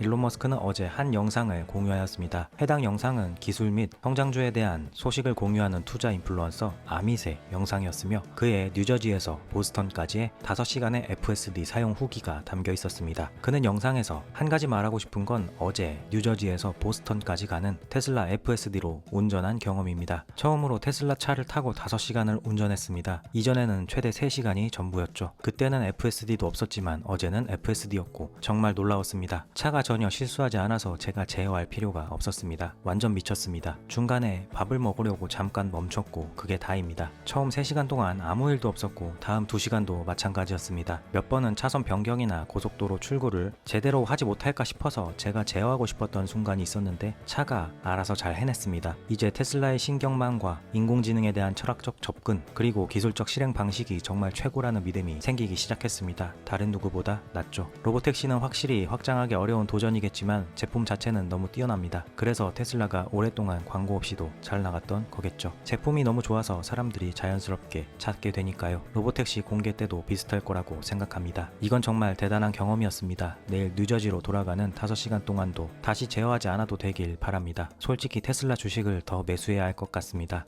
최근 실적이 안 좋다는 건 알지만 그래도 더 갖고 싶네요. 라고 하였습니다. 영상에서 아밋은 뉴저지에서 보스턴까지 5시간 동안 FSD로 운전하며 단 한 번도 개입하지 않았다고 밝혔는데 이는 머스크가 주장하는 운전자 감독 없는 FSD의 가능성을 뒷받침하는 사례이기에 그가 이 영상을 재게시한 이유일 것입니다. 또한 FSD 기술이 여전히 2단계 ADAS 수준에 머물러 있고 주행당 거리 이탈 횟수 개선이 더디다는 근거 없는 레거시 미디어발 비판은 이런 영상들 앞에서 무력해질 것입니다. 유저 아담 로이즈는 사람들은 FSD와 테슬라 옵티머스 덕분에 앞으로 10년 동안 사회가 얼마나 급진적으로 변할지 이해 못하는 것 같습니다. 생산성이 급격히 증가하면서 기하급수적인 성장이 이루어질 거라는 이야기죠. 라며 FSD로 만들어질 미래를 낙관하였으며 유저 매트리아크는 정말 완벽해 보이네요. 호주에서도 빨리 이용하고 싶습니다. 저는 매주 빅토리아주에서 뉴 사우스 웨일주 시드니까지 반복적으로 운전할 예정인데 FSD를 사용한다면 매주 13시간을 절약할 수 있을 것입니다. 라면서 호주에서 장거리 FSD 사용을 기대하였습니다. 테슬라 이사회 멤버의 주식 매각은 언론의 주요 먹잇거리이며 이사회 의장인 로빈 댄 홈 또한 그 공격을 피해갈 순 없었습니다. 최근 뉴욕 타임즈는 그녀의 주식 매각을 마치 그녀가 일론 머스크의 회사 운영에 실망하여 한 것처럼 묘사하기도 했고 해당 기사를 접한 테슬라 커뮤니티는 그녀에게 부정적인 목소리를 낼 수밖에 없었습니다. 테슬라 인플루언서이자 스스로를 일론 머스크의 열성 팬이라고 부르는 알렉산드라 메르츠는 X에 장문의 글을 업로드하며 로빈 댄 홈의 매도를 걱정하지 않아도 되는 이유를 설명하였습니다. 알렉산드라 메르츠는 로빈 댄 홈의 테슬라 주식 매도는 개인적 이익이 아닌 테슬라와 주주들에게 이익을 돌려주는 법적 합의의 일환입니다. 저는 이 글을 통해 댄 홈의 주식 매도 배경과 그 목적을 설명하며 주주 오해를 해소하려 합니다. 테슬라는 2010년과 2019년에 주식 보상 계획을 통해 이사들에게 3에서 4년간 점진적으로 권리가 확정된 후 7에서 10년 안에 행사할 수 있는 주식 옵션을 지급했습니다. 하지만 2020년 디트로이트 퇴직 시스템이 이사회 보상이 지나치다고 주장하며 주주를 대표해 소송을 제기했습니다. 2023년 7월 테슬라 이사회는 7억 3,500만 달러를 회사에 돌려주고 2021년부터 2023년까지의 보상을 포기하는 합의에 이르렀습니다. 이 합의의 총 가치는 9억 1,900만 달러이며 2025년 1월 델라웨어 법원이 이를 승인했습니다. 이후 이사들은 2021년부터 주식 옵션 없이 고정급여만 받습니다. 이사회 의장인 댄 홈은 2017년부터 2020년까지 받은 주식 옵션 중 일부를 매도했으며 2027년 8월까지 매도는 계속됩니다. 이는 2010년 계획의 취소 불가 조건과 합의사항 요구 때문이며 매도 수익은 테슬라로 반환됩니다. 댄 홈은 현재 연간 21만 9천 달러의 고정급여를 받고 있습니다. 이 매도는 합의 이행 과정으로 테슬라의 자금을 돌려주고 주주 가치를 높이는 데 기여합니다. 이사회는 주식 보상 없이 근무하며 주주 이익을 우선시합니다. 이는 테슬라 경영진의 투명성과 헌신을 보여주며 주주 신뢰를 강화하려는 노력입니다. 라고 글을 썼습니다. 요약하자면 테슬라 이사회 의장 댄 홈은 2010년 주식 보상 계획의 취소 불가 조건과 2023년 합의 요구 사항 때문에 주식을 매도해야 했으며 그것은 개인의 이익을 위한 것이 아니고 매도 수익은 테슬라로 반환되어 주주 가치를 높이는 데 기여한다는 내용이었습니다. 유저 나우엘 콘트라치키는 이해하기 쉬운 글을 만들어주셔서 감사합니다. 제가 품고 있던 의심이 모두 사라졌습니다. 라며 감사함을 표했습니다. 예전 영상에서 전해드렸던 모델 X 리프레시 차량이 캘리포니아 몬테레이에서 다시 목격되었습니다. 전면 범퍼 카메라, 상하이산 빙하블루를 연상시키는 연한 파란색의 외관, 새로운 휠이 고화질로 포착되었고 이젠 가리려는 노력도 하지 않았습니다. 다만 실내는 담요 비슷한 것으로 가려놓은 것으로 보아 어느 정도 변화가 있는 듯합니다. 어떤 변화가 있을지 너무나 궁금합니다. 유저 테슬라 클럽 LA는 새로운 색상 그리고 바퀴는 멋지긴 하네요. 다만 전면 하단 카메라만으론 판매를 늘리기에 부족합니다. 모델 X의 본질을 유지하면서도 진지한 업데이트가 필요합니다. 모델 S처럼 말입니다. 전면은 사이버 스타일의 일자형 조명, 뒷면엔 모델 Y의 스타일의 간접 조명을 보고 싶습니다. AI5 탑재도 멋질 것 같습니다. 라며 현재 변화에 대해 아쉬워하였습니다. 유저 카르니는 스티어 바이 와이어, 앞뒤 성숙한 조명 디자인, 모델 Y처럼 더 공격적인 외형이 좋을 것 같고 지금의 달걀 같은 둥글둥글한 모양을 줄였으면 좋겠습니다. 요즘 다들 실내 LED를 넣는데 제 사이버 트럭에 얇은 LED가 마음에 듭니다. 모델 X에도 들어갈 거라 생각하지만 저는 크겐 상관없습니다. 가능성은 낮겠지만 외관 변화도 보고 싶습니다. 라고 하였습니다. 얼마 전 있었던 카타르 경제 포럼에서 인터뷰 진행자는 일론 머스크에게 테슬라는 현재 위기 상황이고 그 근거로 유럽 판매량 감소를 이야기하였습니다. 즉 유럽에서의 판매량 감소 하나를 갖고 테슬라 회사가 아주 큰 위기에 빠진 것처럼 묘사하며 일론 머스크를 무능한 경영자로 몰아세우려고 했습니다. 실제로 매우 심각한 문제라는 표현을 쓰기도 했습니다. 이에 일론 머스크는 평온하게 지금 유럽 시장은 모든 제조사가 고전하고 있다고 하였고 진행자는 그걸 일론 머스크의 핑계 정도로 치부하며 기후위기 최전선에서 선망받는 브랜드에서 문제적 브랜드로 전락했다라고 말하기도 했습니다. 그런데 X의 인상적인 글 하나가 올라왔습니다. 작가 겸 블로거이자 테슬라 인플루언서인 알렉스의 글입니다. 그는 한국 시간 기준 5월 27일 오전 테슬라가 독일에서 판매 문제를 겪고 있다고 주장하는 사람들은 이 사실을 알아야 합니다. 2025년 1월부터 4월까지 독일에서 11,115대의 신규 포르쉐가 등록되었으며 이는 전년 대비 약 32% 감소한 수치입니다. 아우토모빌 복회에 따르면 이 중 40%는 자체 등록, 즉 제조사나 딜러가 등록한 차량으로 고객에게 판매된 것이 아닙니다. 이는 포르쉐 차량의 전년 대비 감소폭이 훨씬 더 크다는 것을 의미합니다. 한 포르쉐 딜러는 포르쉐는 할인을 줄이기 위해 차량을 시장에서 빼고 있다고 말했습니다. 심지어 911 GT3 같은 모델들도 현재 약 10% 할인된 가격에 판매되고 있습니다. 포르쉐는 심각한 어려움에 처해 있으며 미래도 암울해 보입니다. 라고 하였습니다. 여기서 포르쉐 판매 중 40%는 자체 등록, 즉 제조사나 딜러가 등록한 차량으로 고객에게 판매된 것이 아닙니다. 라는 말의 뜻은 판매량 중 40%는 실제 고객에게 판매된 것이 아니라 재고로 남아있는 차량임을 의미합니다. 쉽게 말해 재고를 관리하기 위해 포르쉐가 스스로 차를 등록한 경우입니다. 결과적으로 실제 고객 수요는 저 숫자보다 훨씬 더 적다는 뜻입니다. 결국 카타르 경제 포럼에서 진행자가 테슬라의 유럽 판매 감소를 들어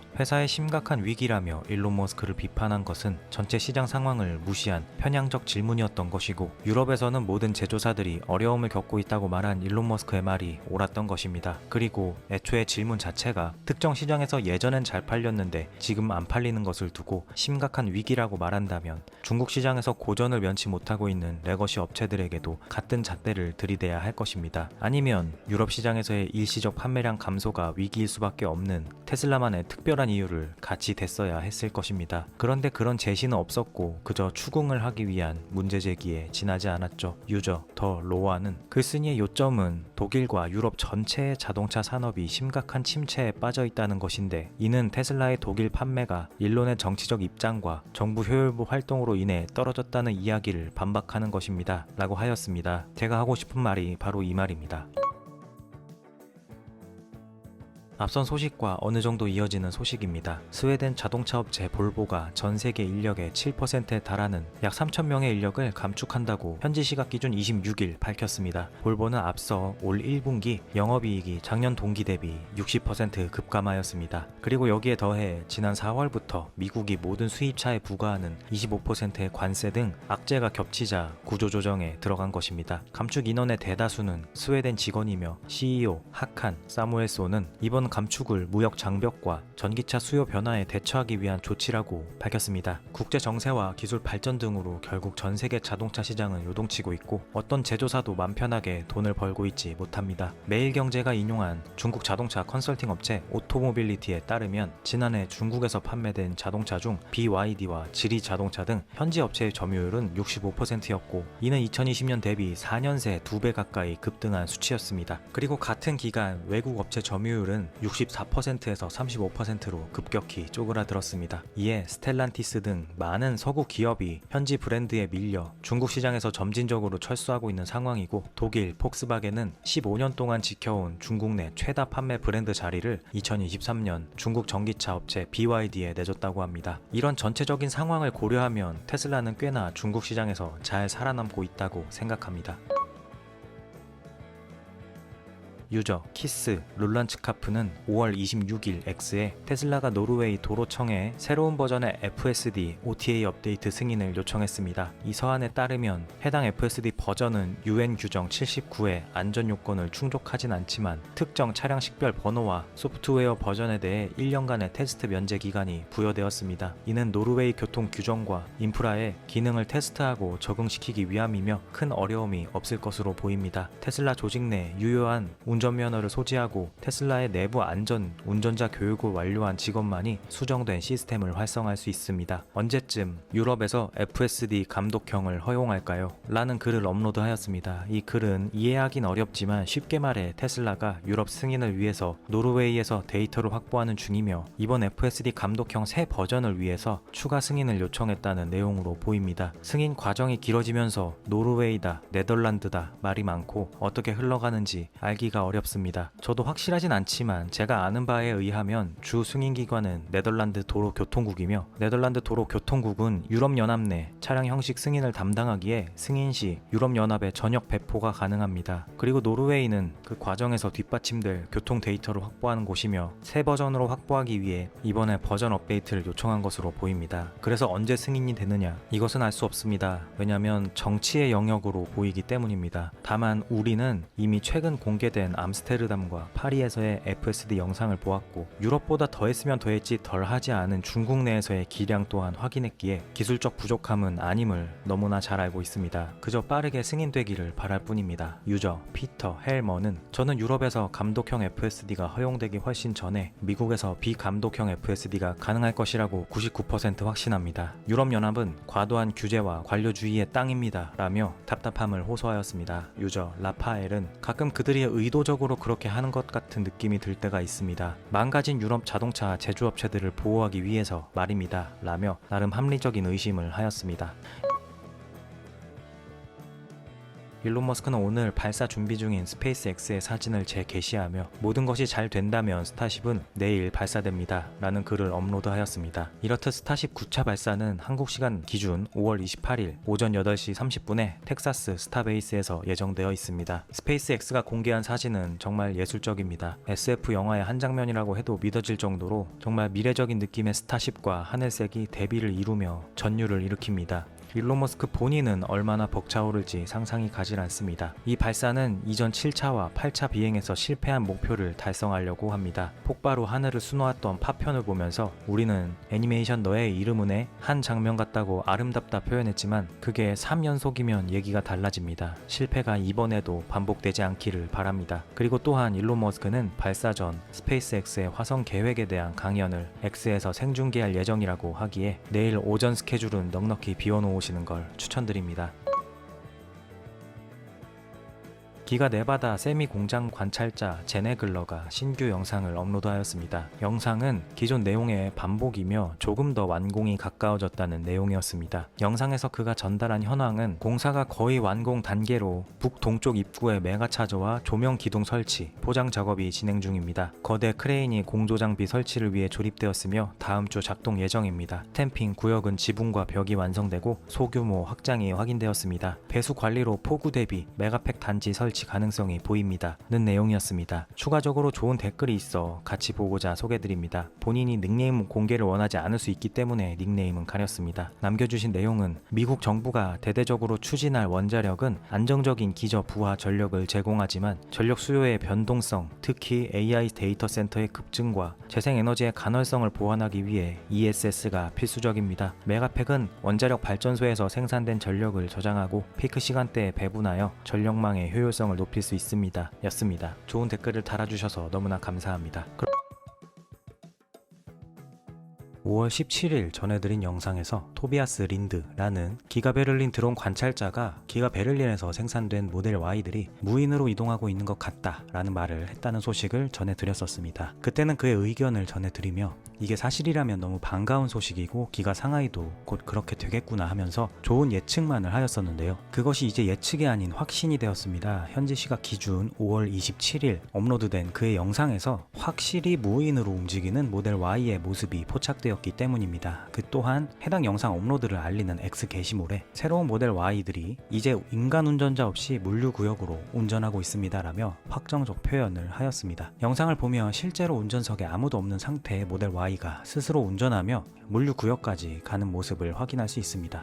그리고 한 번의 교차로에서 지나가는 차들을 기다리다가 건너서 오고 회전 각도도 잘 맞춰서 선 안으로 들어가는 정교함도 대단합니다. 그리고 여담이지만 영상을 보면서 유럽의 테슬라 오너들은 색상 선호도가 다양한 것을 느꼈습니다. 우리나라 같은 경우 요즘은 스텔스 그레이 색상으로 바뀌었지만 과거 모델 3든 Y든 기본 색상이었던 흰색으로 거의 확 쏠렸던 것 같은데 저기는 흰색, 검정, 레드 다양하게 분포하는 것 같습니다. 그러면 현재 독일은 공장에서 생산된 직후 물류 구역까지 가는 FSD가 활성화가 돼 있는 상태고 그 뒤로는 FSD가 막혀서 운전자가 오토파일럿만 사용하게 되는 아이러니한 상황이 되었습니다. 독일 땅에서 FSD를 사용할 수 있는데 공장에서만 사용할 수 있는 것입니다. 돈 주고 산 소비자는 사용할 수 없고 공장 안에서만 사용할 수 있는 어처구니 없는 상황입니다. 규제가 뭐라고 독일 테슬라 구매자들은 얼마나 답답할까요? 유저 지노 에나스는 해당 영상을 보며 지금은 그렇지만 앞으로 몇 달 안에 그 차들 중 일부는 혼자서 멀리 떨어진 새로운 주인을 만나러 여행을 시작할 것입니다. 저는 내기를 걸 수도 있습니다. 모든 FSD가 기적을 만들어낼 것이며 종종 당신의 생명이나 사랑하는 사람의 생명을 구할 수도 있습니다. 라고 하였고 유저 사이먼 P는 테슬라가 FSD에 대한 자신감을 보이는 것이 정말 놀랍습니다. 이 정도의 자동화 수준은 그들이 정말로 한계를 밀어붙이고 있음을 보여줍니다. 미래가 어떻게 될지 궁금하게 만듭니다. 라며 감탄하였습니다.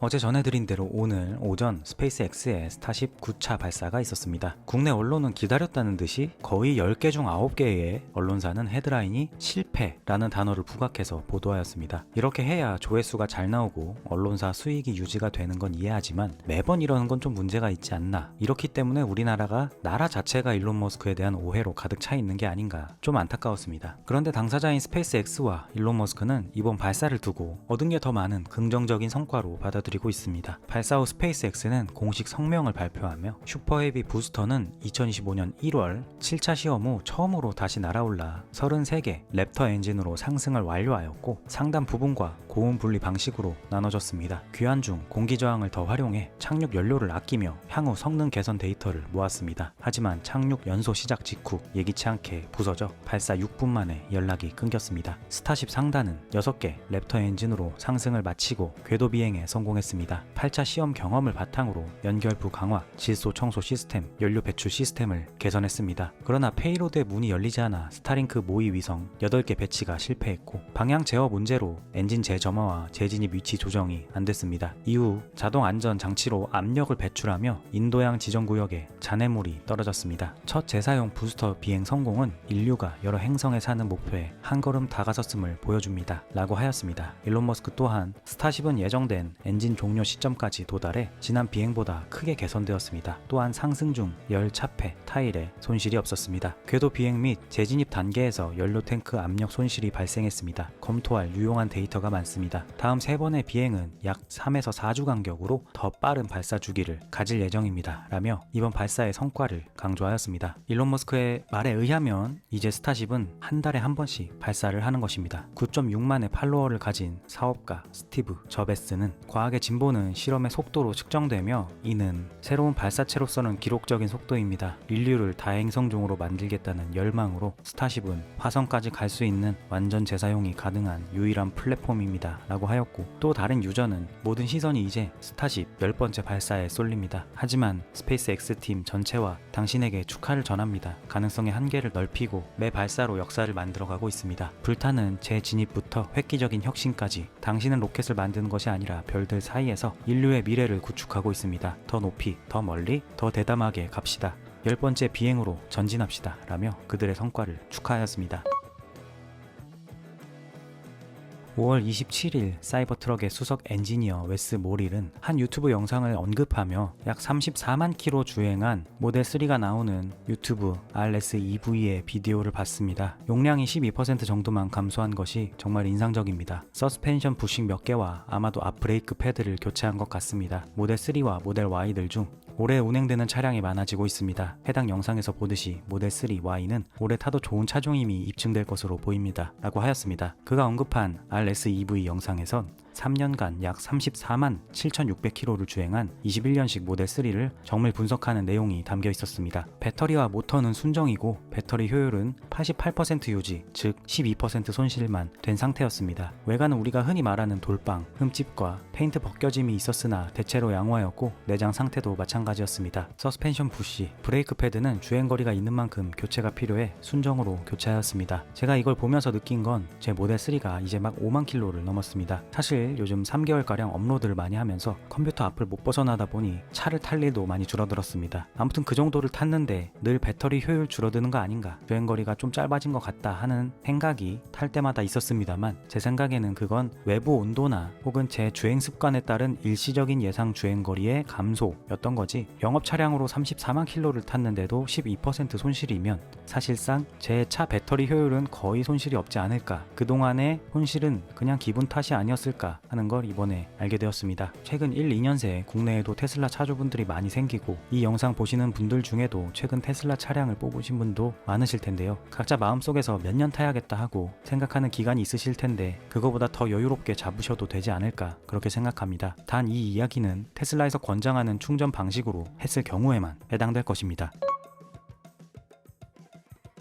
기타 소식으로는 뉴럴링크가 최근 6억 달러를 모금하며 기업 가치를 90억 달러로 평가받았다고 합니다. 이는 2023년 50억 달러에서 크게 늘어난 수치입니다. 사람들은 일론 머스크를 그의 일부만 보고 경영 능력을 폄하하지만 동시에 이렇게 많은 회사를 운영하면서 규모를 키워나가는 게 정말 대단하다고 생각합니다. 또한 오늘 머스크는 CBS와의 인터뷰를 가졌습니다. 그리고 인터뷰에서 이번 공화당의 예산 법안을 보고 매우 실망했다는 점을 한 번 더 강조하며 솔직히 말해서 엄청난 지출 법안을 보고 정말 실망했습니다. 예산 적자를 줄이는 게 아니라 오히려 늘리고 정부 효율팀의 업무를 무의미하게 만드는 거였습니다. 법안은 규모가 클 수도 있고 아름다울 수도 있지만 둘 다일 수는 없을 것 같습니다. 이건 제 개인적인 의견입니다. 라고 하였습니다. 그리고 일론 머스크가 X를 더욱 다양한 미디어 플랫폼으로 진화시키기 위해 노력 중인 듯하며 X 관계자들이 몇몇 인물들과 접촉 중인 듯합니다. 유명 게임 스트리머 아즈몬 골드는 오늘 방송에서 X 관계자와 대화했습니다. 저는 주당 20시간 돈을 안 받고 한 달간 협력할 의향이 있습니다. X를 라이브 스트리밍용 웹사이트로 개선 가능하다면 협력할 것입니다. 돈은 신경 안 씁니다. X가 스트리밍 플랫폼으로 적합해지려면 UI 변경이 필요합니다. 라며 X의 스트리밍 기능 발전을 위해 돈을 받지 않고 협력할 의사가 있음을 밝혔습니다. 아스몬 골드는 게임 스트리밍 업계에서 최상위권 스트리머로 2025년 기준 북미에서 가장 많은 시청 시간을 기록한 트위치 스트리머입니다. 일론 머스크 또한 그의 영상의 댓글로 좋아, 한번 가봅시다 라면서 반겼습니다. X의 발전이 기대되며 트위치와 경쟁을 할 수 있을 만큼 발전할 수 있을지 궁금해집니다. 그럼 오늘 영상은 여기까지 하겠습니다. 저는 다음 영상에서 찾아뵙겠습니다. 시청해주셔서 감사합니다.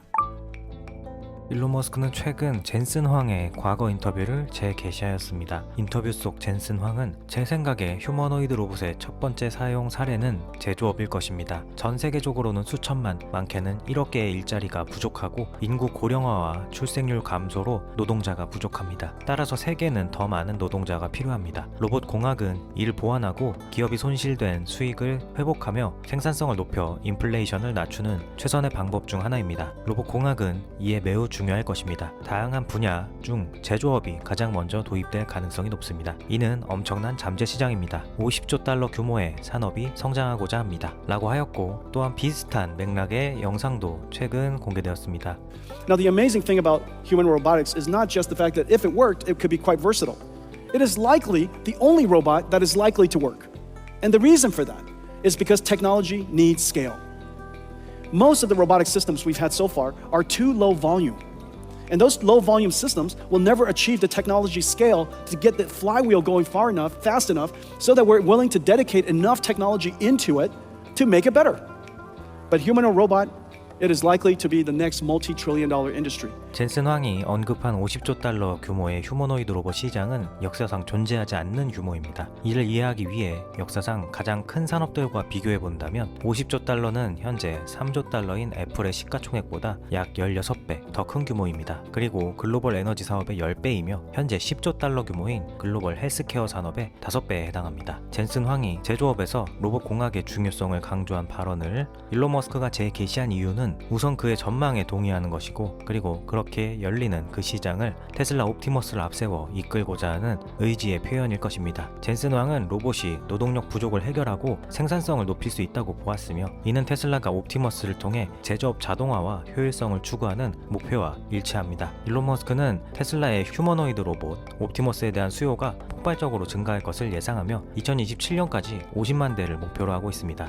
그는 로봇 대 인간 비율이 높은 미래를 구상하며 3대1, 4대1, 심지어 5대1이 될 거라고 보고 있습니다. 인간 한 명이 로봇을 5대씩 보유하는 그런 시대 말입니다. 그리고 그는 올해 수천 대에서 1만 대 옵티머스를 생산하여 테슬라 공장에서 테스트한 후 내년에는 5만 대에서 10만 대, 그리고 3년 안에 50만 대로 규모를 확장할 계획이라고 하였습니다. 2020년도에는 테슬라가 자동차를 50만 대 팔았습니다. 그리고 2027년, 지금부터 2년 뒤에 테슬라는 로봇을 50만 대 팔고자 하는 계획을 갖고 있는 것입니다. 이 회사가 얼마나 빠른 속도로 성장하는지 보여주는 것이며 놀라울 따름입니다. 일론 머스크는 전 세계 휴머노이드 로봇이 200억에서 300억 대 존재하게 될 것이라고 예측하였습니다. 그렇게 된다면 젠슨 황이 말한 저 전무후무한 시장 규모도 틀린 말이 아닐 것이고, 그 시장 규모 속에서 테슬라는 업계 선두로서 맹활약할 것으로 보입니다. 지난 4월 14일 테슬라 AI 공식 계정은 기가 텍사스의 생산 차량이 스스로 적재구역으로 이동하는 모습이 담긴 영상을 공개하였고, 많은 투자자들을 놀라게 하였습니다. 그리고 당시 저도 영상으로 소개해드렸고, 많은 분들이 같이 기분 좋은 충격에 빠졌었습니다. 그리고 이 영상을 인용하면서 일론 머스크는 올해 안으로 생산 차량이 집 앞으로 배송될 것이다 라는 충격적인 발언을 했었습니다. 일론 머스크의 타임라인은 그가 말한 것보다 좀 더 늦는 경우가 많기 때문에 솔직히 저는 그의 올해 안으로라는 말을 내년 초쯤으로 받아들였습니다. 아마 저처럼 받아들이신 분들이 많을 거라고 생각합니다. 그런데 오늘 일론 머스크는 모두를 놀래킬 만한 기습 발언을 하였습니다. 그는 5월 29일 오늘 오후 3시경 지난 며칠 동안 테슬라가 오스틴 공공도로에서 자율주행 모델 Y를 테스트하였습니다. 운전석에 사람이 없이 차가 스스로 운행하는 것입니다. 그런데 사고 없이 잘 진행되었습니다. 원래 일정보다 한 달이나 앞서가고 있습니다. 다음 달에는 공장에서 여러분께 직접 자율 배송을 집 앞까지 처음으로 시작할 예정입니다 라며 기습 발표를 하였습니다. 올해 안에 할 계획이다 해서 다음 달에 예정이다로 기간이 확 줄어든 것입니다. 심지어 올해는 아직 절반도 지나지 않았는데 말입니다. 그래서 일론 머스크 일정대로 된다면 6월에는 한 달 새 로보택시 출시와 생산 차량 집 앞 배송이라는 굵직한 이벤트가 벌어지게 됩니다. 정말 미국, 특히 텍사스 지역에 사시는 분들은 부럽습니다. 5월도 테슬라 관련 이벤트들이 많아서 바쁘게 보냈는데 6월엔 저도 덩달아 아마 더 바빠지지 않을까 않을까 생각합니다. 그리고 유저 오웬 스파크는 확실히 큰 발전이네요. 만약 제가 6월 말에 오스틴에 도착한다면 누구나 네트워크를 테스트해 볼 수 있을까요? 아니면 처음에는 초대받은 사람만 가능한가요? 라고 물었고 일론 머스크는 물론입니다 라고 대답했습니다. 맥락상 앞선 질문, 즉 누구나 참여 가능한가요? 에 대해 물론입니다 라고 대답한 것으로 보입니다. 물론 최초 출시일엔 10대로 시작한다 했기 때문에 사실상 첫날 체험은 선택받은 사람들, 극도로 운이 좋은 사람만 가능하겠지만 일론 머스크는 주마다 숫자를 배수로 늘려나가겠다고 했기 때문에 오웬이 말한 6월 말쯤에는 차량이 꽤 많아질 것으로 보입니다. 그때는 기자나 유명 인플루언서가 아니더라도 누구나 서비스를 이용할 수 있다는 뜻일 겁니다. 유저 테일러 로빈앤슨, 오늘 밤 친구와 로보택시가 교통에 미칠 영향에 대해 이야기하였습니다. 대부분 사람들이 현재 상황을 제대로 이해하지 못하는 것 같습니다. 그들은 기술 트렌드에 익숙하지 않아 자율주행 기술이 얼마나 빠르게 발전하는지 모르거나 중상위 계층이라서 경제적으로 여유가 있어서 고급 차를 소유하고 있고 언제든 원할 때 운전하며 자유를 누리는 것을 좋아합니다. 그래서 이런 삶의 방식을 쉽게 포기하려 하지 않습니다. 하지만 현실적으로 대다수 사람들에게는 이는 판도를 바꾸는 일이 될 것입니다. 누구나 깨끗하고 프라이버시가 보장되고 배기가스가 제로인 로보택시를 기존 낡은 차를 소유하거나 버스를 타는 것보다 저렴한 마일당 비용으로 이용할 수 있게 될 것입니다. 시장 규모는 엄청나며 사회적으로 교통에 대한 관점이 바뀔 것입니다. 자율주행 미래가 기대됩니다 라며 로보택시로 만들어질 교통 환경에 대해 기대하였습니다. 최근 몇 주간 테슬라 커뮤니티와 전쟁을 치른 투자자 게리 블랙이 테슬라를 전량 매도했다고 합니다. 그는 한국 시간 기준 오늘 새벽 어제 테슬라 주식을 주당 358달러에 모두 팔았습니다. 2021년 이후 처음으로 테슬라 주식을 전혀 보유하지 않게 되었습니다. 작년 11월 미국 선거 이후 테슬라 주가가 많이 올랐을 때 이미 보유량을 줄였는데 그때 주가가 회사의 실제 가치보다 너무 높다고 판단했습니다. 가장 큰 걱정은 테슬라 주식이 2025년 기준으로 수익 대비 188배 거래되고 있다는 점입니다. 게다가 최근 수익 전망이 계속 떨어지고 있습니다. 특히 4월 실적이 좋지 않아 올해 2분기와 2025년 전체 차량 납품량이 작년보다 각각 12%, 10% 줄어들 것으로 보입니다. 이는 월스트리트의 예상 각각 7%, 5% 감소보다 더 나쁜 수준입니다. 오스틴에서 진행 중인 로보택시 테스트도 기대만큼 성과를 내지 못할 가능성이 크다고 봅니다. 마지막으로 7월에 나올 저가형 차량은 새로운 디자인이 아니라 기존 모델 Y를 축소한 버전일 것이고 비용을 낮춰 시장을 확장하기보다는 2025년 실적 하락을 더 가속화할 수 있습니다. 2023년, 2024년 테슬라가 차 가격을 낮췄지만 판매량은 거의 늘지 않았던 점도 이런 판단의 근거입니다 라며 사실상 저주를 퍼붓고 나갔습니다. 당연히 테슬라 커뮤니티의 반응은 하나로 쏠렸습니다. 그 분위기는 마치 그동안 더러웠고 다시 마주치지 말자 라고 말하는 듯 했습니다. 홀마스 카탈로그는 게리 블랙은 테슬라 주식을 팔았다고 했는데 이유는 주가가 펀더멘탈과 괴리되었다고 봤기 때문입니다. 지난 15년간 테슬라 주가가 펀더멘털과 연결되었던 시점이 언제였는지 그리고 왜 이제 와서 펀더멘털에 맞춰 거래된 것인지 다시 알려주십시오 라고 하였고 유저 데릭 왕은 게리는 테슬라가 로보택시 개발 속도가 느리다고 불평하며 로보택시 출시 직전에 주식을 다 팔았습니다. 또 일론 머스크가 테슬라 사업에 시간을 충분히 쓰지 않는다고 불평하다가 머스크가 정치를 멈추고 회사에 전념하며 공장에서 잠까지 자려고 하니까 주식을 다 팔았습니다. 정말 아이러니하네요 라면서 의아해하였습니다. 제 개인적인 생각으로는 그는 워낙 관심을 좋아하는 인물로 보이기 때문에 저러다가 또 다시 테슬라 투자 시작했습니다 하면서 언제 그랬냐는 듯 돌아와 있을 것 같긴 합니다. 결국 무관심이 답인 듯합니다. 테슬라 에너지는 한국 시간 기준 2025년 5월 29일 새벽 흐린 날에도 콜린과 데이비드의 집은 여전히 20에서 30kWh의 전력을 생산합니다 라는 말과 함께 27초 분량의 영상을 업로드하였습니다. 영상은 숲 가장자리에 주택을 짓고 사는 부부 콜린과 데이비드의 이야기를 담고 있으며 이 부부는 메가팩 4개와 솔라 패널을 조합해 눈이 내리고 흐린 겨울철에도 안정적으로 전력을 공급받는 삶을 살고 있었습니다. 부부는 영상에서 우리는 정전 상황에서도 독립적으로 전력을 사용할 수 있기를 원했습니다. 이미 이웃들에게 종말이 오면 우리 집으로 오세요. 우리 집은 안전해요. 파워월 4개가 있어 전력이 끊길 일이 없죠. 라고 말했을 정도입니다. 냉장고도 계속 작동하고 모든 게 문제 없을 겁니다. 심지어 매우 흐린 날에도 하루에 20에서 30kWh를 생산할 수 있습니다. 그게 바로 신뢰성의 근거이고 정말 든든하게 만들어주는 부분입니다. 라면서 메가팩이 부여한 안정적인 전력망에 매우 만족해 하였습니다. 이 집의 외관 샷을 바깥을 보면 바깥에 테슬라 사이버 트럭과 구형 모델 S가 주차되어 있습니다. 고요한 자연 속 아늑한 전원주택, 안정적인 전력망, 용도별로 구비된 2대의 테슬라 차량 등 모든 것이 제가 꿈꾸는 삶입니다. 너무나 부럽습니다. 유저 윌리엄은 콜린과 데이비드는 정말 꿈같은 삶을 살고 있습니다. 태양광으로 전력을 공급받고 종말에도 대비가 되어 있으며 흐린 날에도 전력을 생산하는군요 라며 그들의 삶을 부러워하였습니다. 블룸버그의 보도에 따르면 로보택시 출시일이 6월 1일이 아닌 12일이라고 합니다. 그 전에 테슬라가 6월까지 며칠 남았냐고 그록에게 물어보는 게시글을 올리기도 했었기 때문에 커뮤니티에서는 6월 1일 출시를 기정사실로 보고 있었는데 이 보도가 사실이라면 조금 더 걸리려나 봅니다. 다만 아직 테슬라나 일론 머스크의 관련 컨펌이 없기 때문에 이 소식을 기타 소식으로 분류했습니다. 그리고 스페이스X 9차 발사 전후에서 일론 머스크의 프레젠테이션이 있을 거라는 얘기가 있었고 저도 영상을 통해 전달드렸었는데요. 어찌된 일인지 당일에 프레젠테이션이 진행이 안 됐었습니다. 저도 의아해했었는데요.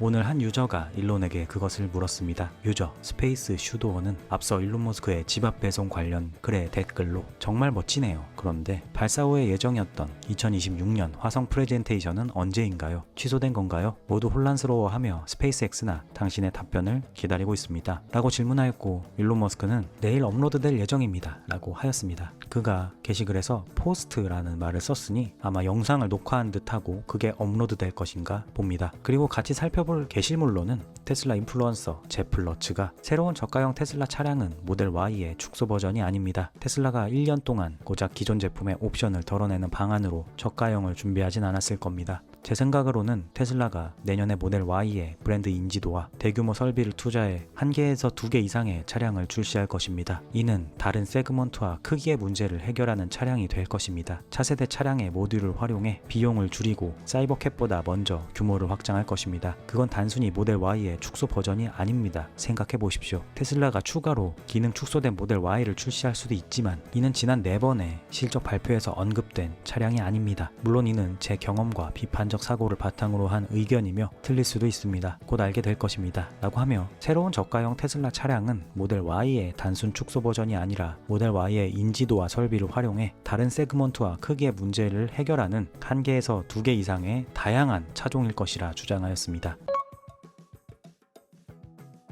한국 시간 기준 5월 30일 오전 5시경 스페이스X는 일론 머스크의 화성 진출 계획에 대한 40분간의 프레젠테이션 영상을 업로드하였습니다. 영상을 보신 분들은 아시겠지만 오프닝을 제외하고 일론 머스크 혼자서 꽉꽉 채운 매우 알찬 프레젠테이션이었습니다. 중요 포인트를 요약해서 전해드리자면 우선 첫 번째로는 아무것도 없던 모래사장 위에서 시작된 스타베이스의 약 5년간의 발전상을 보여주었습니다. 우리가 테슬라에만 주로 집중을 하다 보니 신경을 좀 덜 썼는데 스페이스X는 5년 만에 정말 엄청난 규모의 미래 도시를 만들어냈습니다. 그는 스타베이스의 발전을 설명하며 약 5년 또는 6년의 시간 동안 스페이스X 팀의 놀라운 작업 덕분에 우리는 작은 도시를 건설했고 2개의 거대한 발사대와 거대한 로켓 공장을 세웠습니다. 그리고 멋진 점은 이 영상을 보고 있는 누구든 이곳에 실제로 방문할 수 있다는 것입니다. 우리의 전체 생산 시설과 발사 장소가 공공도로 옆에 있기 때문입니다. 그래서 남부 텍사스에 오는 누구나 로켓을 가까이에서 보고 공장을 볼 수 있습니다. 라고 말하였습니다. 그리고 중요한 파트는 로켓 생산 계획이었습니다. 일론 머스크는 이제 우리는 대략 2주에서 3주마다 한 척의 우주선을 생산할 수 있는 지점에 도달했습니다. 물론 항상 2주 또는 3주마다 우주선을 생산하는 것은 아닙니다. 디자인 업그레이드를 하고 있기 때문에 그렇습니다. 그러나 궁극적으로는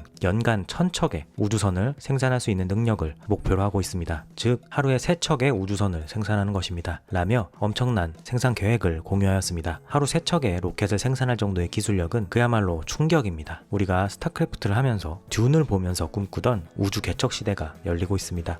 이 밖에도 그는 그런 우주 개척 시대를 열기 위한 도전 과제, 예를 들어 항공기의 공중급유와 비슷한 개념인 우주 공간에서의 급유, 그리고 행성 재진입을 위한 강화 소재 연구, 그리고 화성 내에서 어떤 공간에 자리를 잡아 테라포밍을 시킬지에 대한 고민 등을 아주 상세히 공유하였습니다. 그리고 이 발표의 백미는 바로 옵티머스였습니다. 있습니다. 스페이스X의 화성 진출과 테슬라는 매우 강하게 연결될 수밖에 없습니다. 바로 옵티머스 때문입니다. 일론은 이번 발표에서 화성 문명 개척을 위한 옵티머스의 역할에 대해 강조하였습니다. 일론 머스크는 우리는 화성에 첫 번째 스타쉽을 보내고 중요한 데이터를 수집할 것입니다. 그곳으로의 첫 비행은 옵티머스 로봇이 보내질 것입니다. 그래서 옵티머스는 그곳에 먼저 도착해 환경을 탐험하고 인간 도착을 위한 토대를 준비할 수 있습니다. 옵티머스가 화성 표면을 돌아다니는 모습을 보는 것은 정말 장관일 것입니다. 우리는 안전을 위해 두 번째 여정까지는 옵티머스만을 보내고 세 번째는 인간과 함께 갈 수도 있을 것입니다. 옵티머스는 엠파이어 스테이트 빌딩 건설 현장 사진에서 찍힌 노동자들과 같이 상징적인 모습이 될 것입니다. 라고 하였습니다. 일론 머스크가 옵티머스 로봇을 엠파이어 스테이트 빌딩 건설 노동자들과 같은 구도로 찍은 이미지를 보여준 이유는 화성 개척 초기 단계에서 인간 대신 옵티머스가 주도적인 역할을 할 것임을 강조하기 위함일 것입니다. 우리는 스페이스X의 발사와 테슬라와는 상관이 없다라는 사람을 많이 봅니다. 그러나 오늘 그가 밝힌 계획을 본다면 스페이스X의 성장에 가장 많은 영향을 받을 기업이 바로 테슬라로 보입니다. 화성에 가서 가장 핵심적인 역할을 할 존재가 바로 옵티머스이기 때문입니다. 또한 화성의 식민지를 개척하면서 사용될 수많은 에너지 저장 장치들, 태양광 발전 등등을 고려해 본다면 화성 진출과 테슬라라는 기업은 무관할래야 무관할 수가 없을 것입니다. 유저 린다 로는 매우 철저하고 유익한 내용입니다. 화성에 도시를 만드는 것은 여전히 동화 같은 이야기입니다. 지구에서는 수백만 톤을 화성으로 운송할 수 있는 로켓을 만들기 위해 용감한 영웅들이 일할 것입니다. 옵티머스 로봇도 중요한 역할을 할 것입니다. 스페이스X 팀이 인류 생존을 위해 꿈을 현실로 바꾼 것에 찬사를 보냅니다. 2027년이 코앞입니다. 일론 머스크가 이를 꿈이 아닌 현실로 만든 것이 놀랍습니다. 모두에게 축하를 보냅니다. 이 가치 있는 목표를 이루기 위해 많은 노력이 필요했습니다. 라며 그의 계획을 응원하였습니다.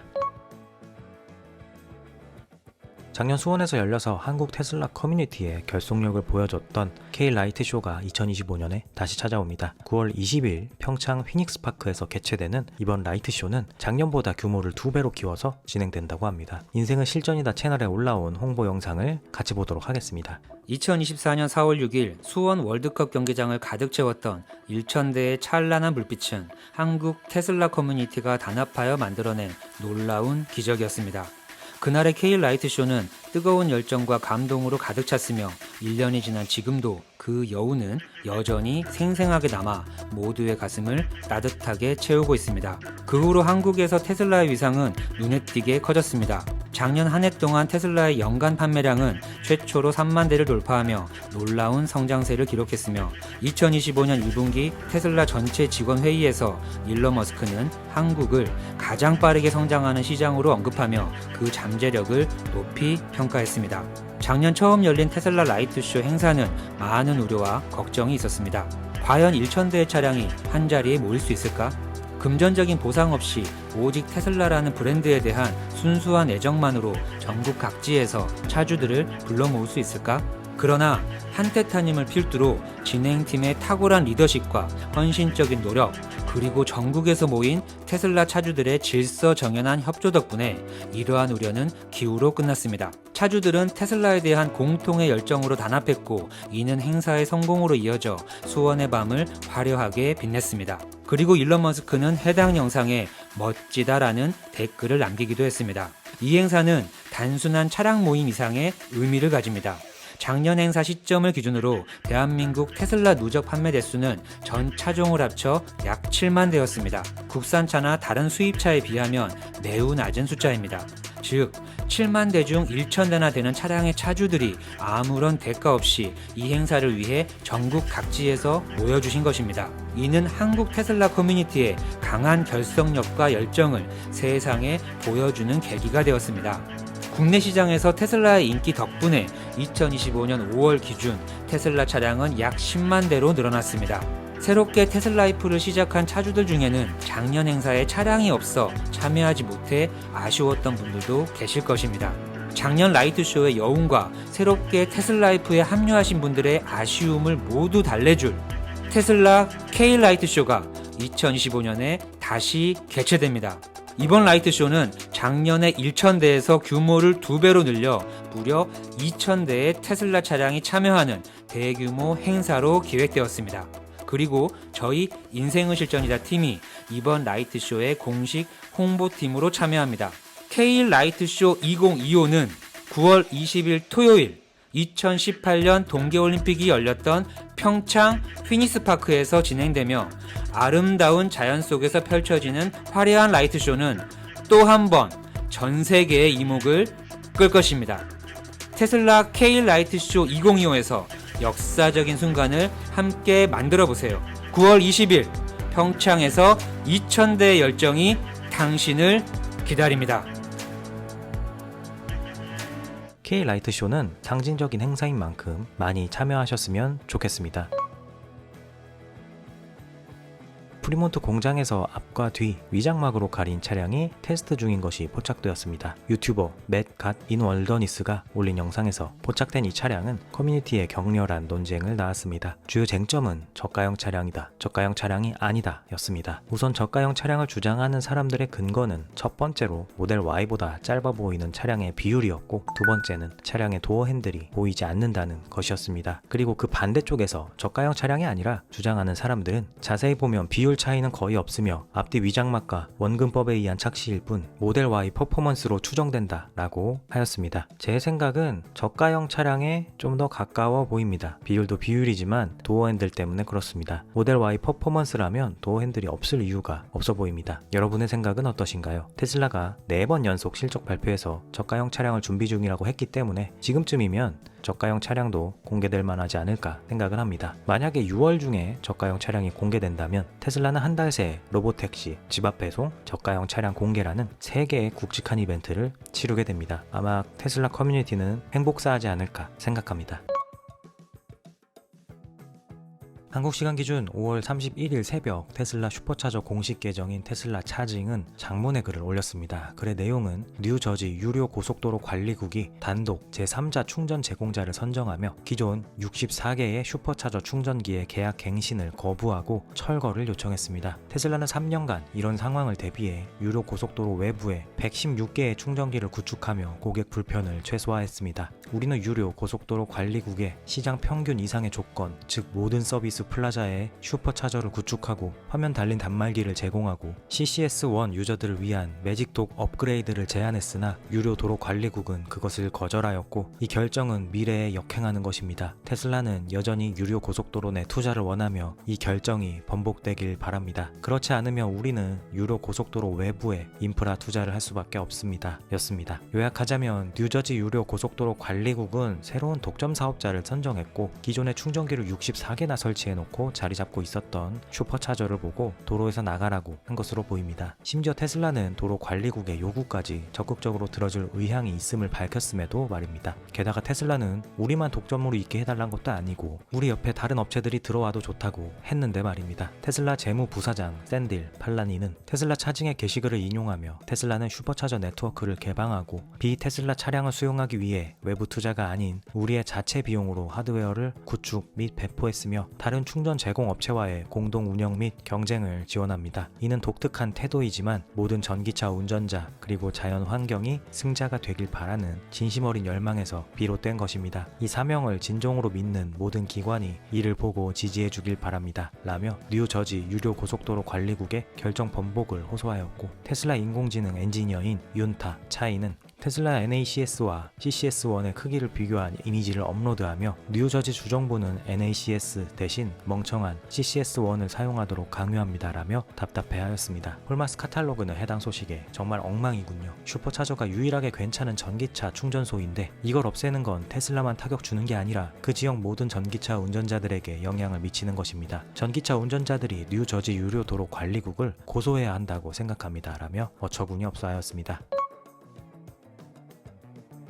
도널드 트럼프 대통령과 일론 머스크가 함께 백악관 오벌 오피스에서 공동 기자회견을 가졌습니다. 트럼프 대통령은 오늘은 일론이 주인공입니다. 그는 세계에서 가장 위대한 사업가이자 혁신가 중 한 명입니다. 그는 우리나라를 위해 그의 뛰어난 재능을 발휘해줬고 우리는 그걸 감사히 여깁니다. 일론은 몇 세대 만에 가장 광범위하고 중대한 정부 개혁 프로그램을 이끄는데 지칠 줄을 모르고 일했습니다. 그의 팀이 발견한 것들은 놀랍습니다. 라는 말과 함께 공동 기자회견의 본격적인 시작을 알렸습니다. 트럼프 트럼프는 이어서 정부 효율성 부서는 기존 정부의 운영 방식을 엄청나게 바꿨습니다. 그들은 공학적 사고를 가진 천재들과 놀라운 인재, 컴퓨터를 도입했습니다. 각 연방 부처의 고위급 사고 방식은 정말 바뀌었습니다. 일론의 지도 아래 사기와 낭비를 탐지하고 낡고 오래된 시스템을 현대화하는데 큰 도움을 받았습니다. 우리는 정부 효율성 부서가 실행한 절감을 계속 유지할 것입니다. 그리고 앞으로 더 많은 낭비를 막는 데 전념할 것이고 크고 아름다운 법안을 완성할 것입니다. 우리는 의회에서 그것을 승인받고 돈을 절약할 다른 방법을 찾을 겁니다. 일론은 완전히 떠나는 것이 아니고 자주 오가며 소통할 것입니다. 일론의 미국에 대한 봉사는 현대 역사에서 그 누구와도 비교할 수 없을 것입니다. 그는 세계에서 가장 혁신적인 자동차 회사인 테슬라를 운영하고 역사상 가장 성공적인 우주 회사인 스페이스X와 인터넷에서 가장 큰 자유발언 플랫폼 X를 운영합니다. 그런데도 일론은 반대편으로부터 터무니없는 비난과 모략, 거짓, 공격을 받았습니다. 그리고 그는 기꺼이 감내했습니다. 그는 우리나라를 사랑하는 애국자입니다. 좋은 소식은 미국 국민의 90%가 일론의 노고를 알고 감사해야 한다는 것입니다. 일론과 그의 팀에게 감사드립니다. 라며 일론 머스크의 정부 효율성 부서에서의 고생과 그의 업적에 대한 찬사를 보냈습니다. 일론 머스크는 도널드 트럼프의 찬사에 이것은 정부 효율성 부서의 끝이 아니라 시작입니다. 특별 정부 직원으로서의 제 시간은 134일로 제한돼 있었고 며칠 후 끝납니다. 하지만 정부 효율성 부서 팀은 더 강해질 것입니다. 정부 효율성 부서의 영향력은 커질 겁니다. 시간이 지나면 1조 달러의 절감과 낭비 감소를 볼 거라 확신합니다. 저는 대통령의 조언자로 계속 지원하고 정부 효율성 부서팀을 돕겠습니다. 라고 화답하였습니다. 그리고 한 기자는 뉴욕타임즈의 기사를 예로 들며 일론 머스크가 반대편으로부터 공격을 받은 이유는 결국 대통령께서 사적인 기업의 영역에 있어야 하는 사업가를 공적인 정부 영역으로 끌어들이신 것 때문 아닙니까? 라는 질문을 하였고 일론 머스크는 지금 말씀하신 뉴욕타임즈가 예전에 러시아 게이트를 보도해놓고 퓰리처상 받은 그 언론사 말하는 겁니까? 그 후에 법원에서 러시아 게이트 보도 잘못되었다고 판결했는데 아직 퓰리처상은 반납 안 했나 보던데요. 다음 질문으로 넘어가시죠. 라면서 맞받아쳤습니다. 그 후에도 이어진 내용에서 테슬라와 관련된 내용은 기가 텍사스 공장의 규모에 대해 트럼프가 엄청 대단하다며 놀란 것과 트럼프는 미국에서 미국산 자재를 갖고 미국의 인력으로 차를 생산하는 회사가 잘 되기를 원한다는 것이었습니다. 그리고 그 기준을 가장 완벽하게 충족하는 회사는 당연히 테슬라입니다. 그리고 여담으로 어제 스페이스X의 화성 진출 프레젠테이션을 보신 분들은 아시겠지만 일론 머스크의 오른쪽 눈에 상처가 나 있습니다. 그리고 오늘 백악관 현장에서도 상처를 확인할 수 있었는데요. 한 기자가 그 상처가 어떻게 된 거냐고 묻자 일론 머스크가 답하기를 아들과 놀면서 생긴 상처라고 하였습니다. 그래서 너무 걱정하지 않으셔도 될 것 같습니다.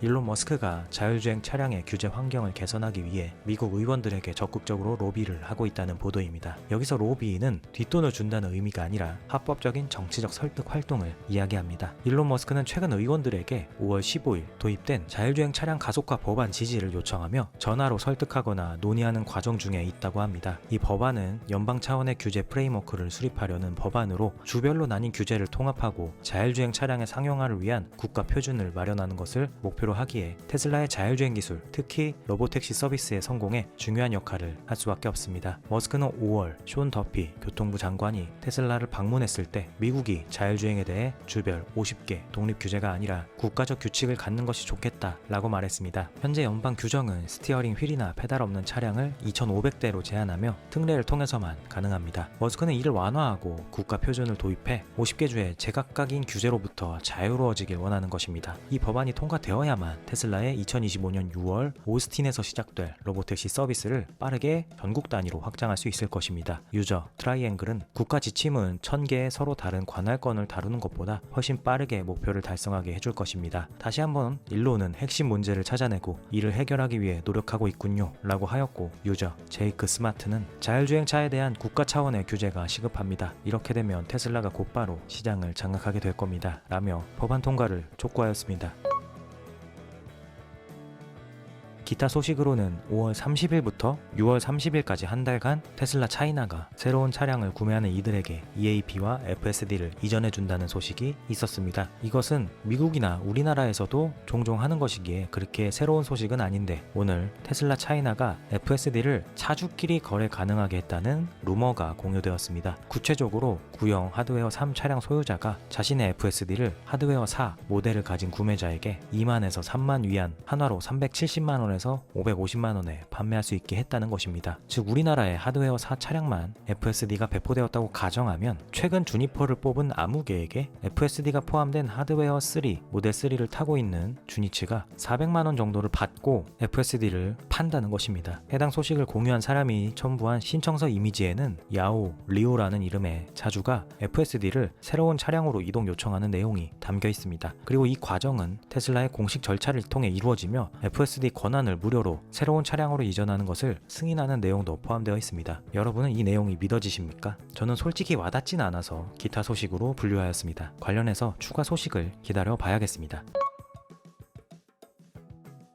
테슬라와 관련된 최신 뉴스, 소프트웨어 업데이트, 릴리즈 노트, 루머, 팁 등을 제공하는 웹사이트 나더 테슬라 앱은 현지 시각 기준 5월 30일 곧 있을 테슬라 소프트웨어 업데이트 2025.20에서 추가될 것으로 예상되는 기능들을 정리하였습니다. 그들은 테슬라 소프트웨어 업데이트 2025.20이 직원 차량에서 테스트 중이며 곧 출시될 흥미로운 시기가 다가왔습니다. 테슬라는 업데이트를 사전에 공유하는데 매우 엄격해 내용은 추측에 의존해야 합니다.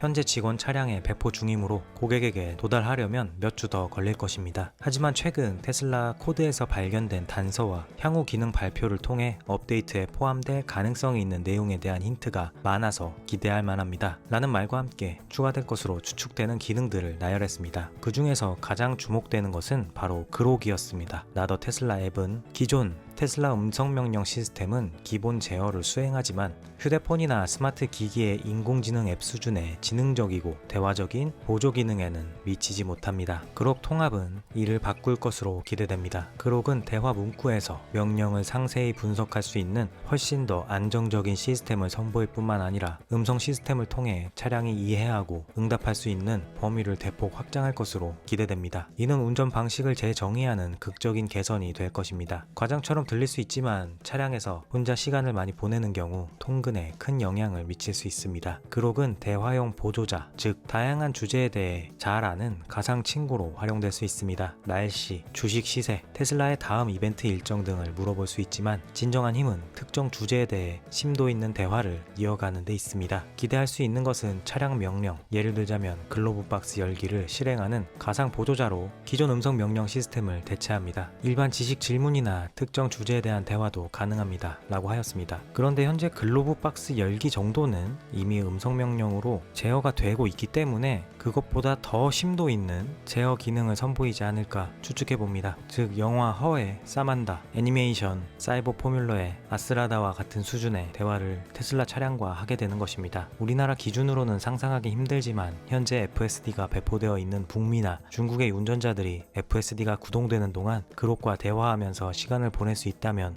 이것은 라디오나 오디오북 혹은 유튜브 소리 듣기와는 또 다른 하나의 운전 문화가 추가되는 것입니다. 흥미로운 점은 나더 테슬라 앱은 제가 타고 있는 구형 인텔 MCU 차량에서도 그록이 구동될 거라고 본다는 것입니다. 그렇게 된다면 너무 좋을 것 같습니다. 그리고 로보택시 출시에 맞춰서 그록 기능이 추가될 것이라고 그들은 예상도 하였는데요. 정말 어떻게 될지 궁금해집니다.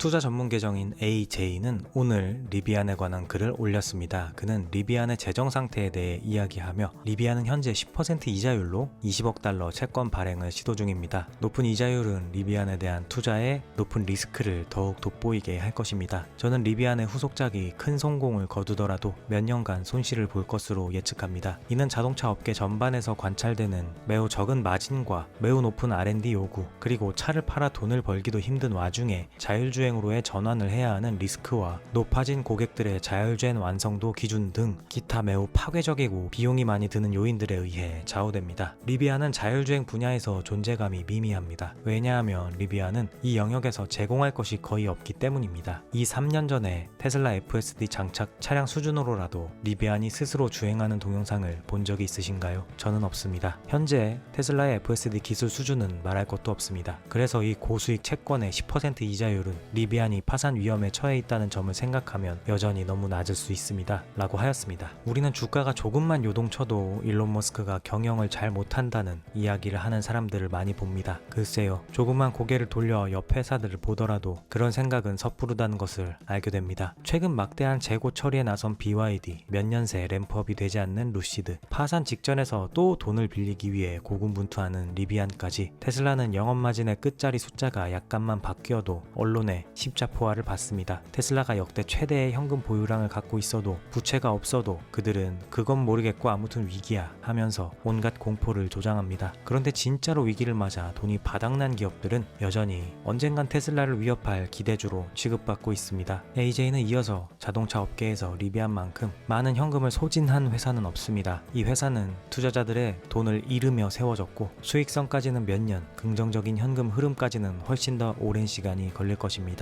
라며 쐐기를 박았습니다. 그런데 의아한 것이 있습니다. 리비안은 폭스바겐으로부터 최대 58억 달러의 투자를 받기로 한 바 있기 때문입니다. 2024년 6월과 11월에 두 회사는 합작 투자 계획을 밝힌 바 있습니다. 그렇다면 폭스바겐은 본인도 힘든 상황에서 거의 쓰러져 가기 직전의 회사에 도움의 손길을 보냈던 것일까요? 참 여러 가지로 아리송해지는 선택입니다.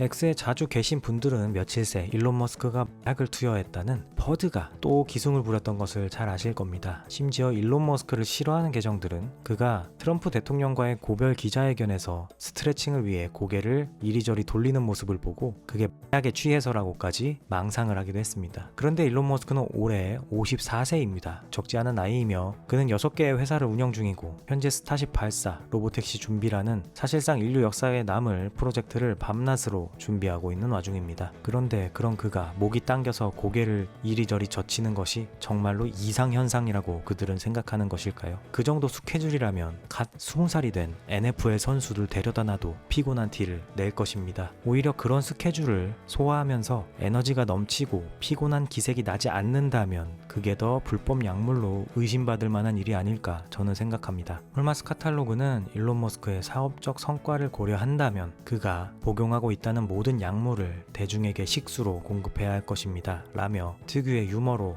약 복용서를 비틀었습니다. 일론 머스크는 해당 글의 댓글로 맞습니다. 또한 분명히 말씀드리자면 저는 약을 복용하지 않습니다. 뉴욕타임즈는 터무니없이 거짓말을 했습니다. 저는 몇 년 전 처방받은 케타민을 시도했고 X에서 이미 그 사실을 말했습니다. 그러니 이것은 뉴스도 아닙니다. 케타민은 어두운 정신의 구멍에서 벗어나는 데 도움이 되었지만 그 이후로 전혀 복용하지 않았습니다. 라며 주기적으로 반복되는 약 복용설에 어처구니 없어 하였습니다.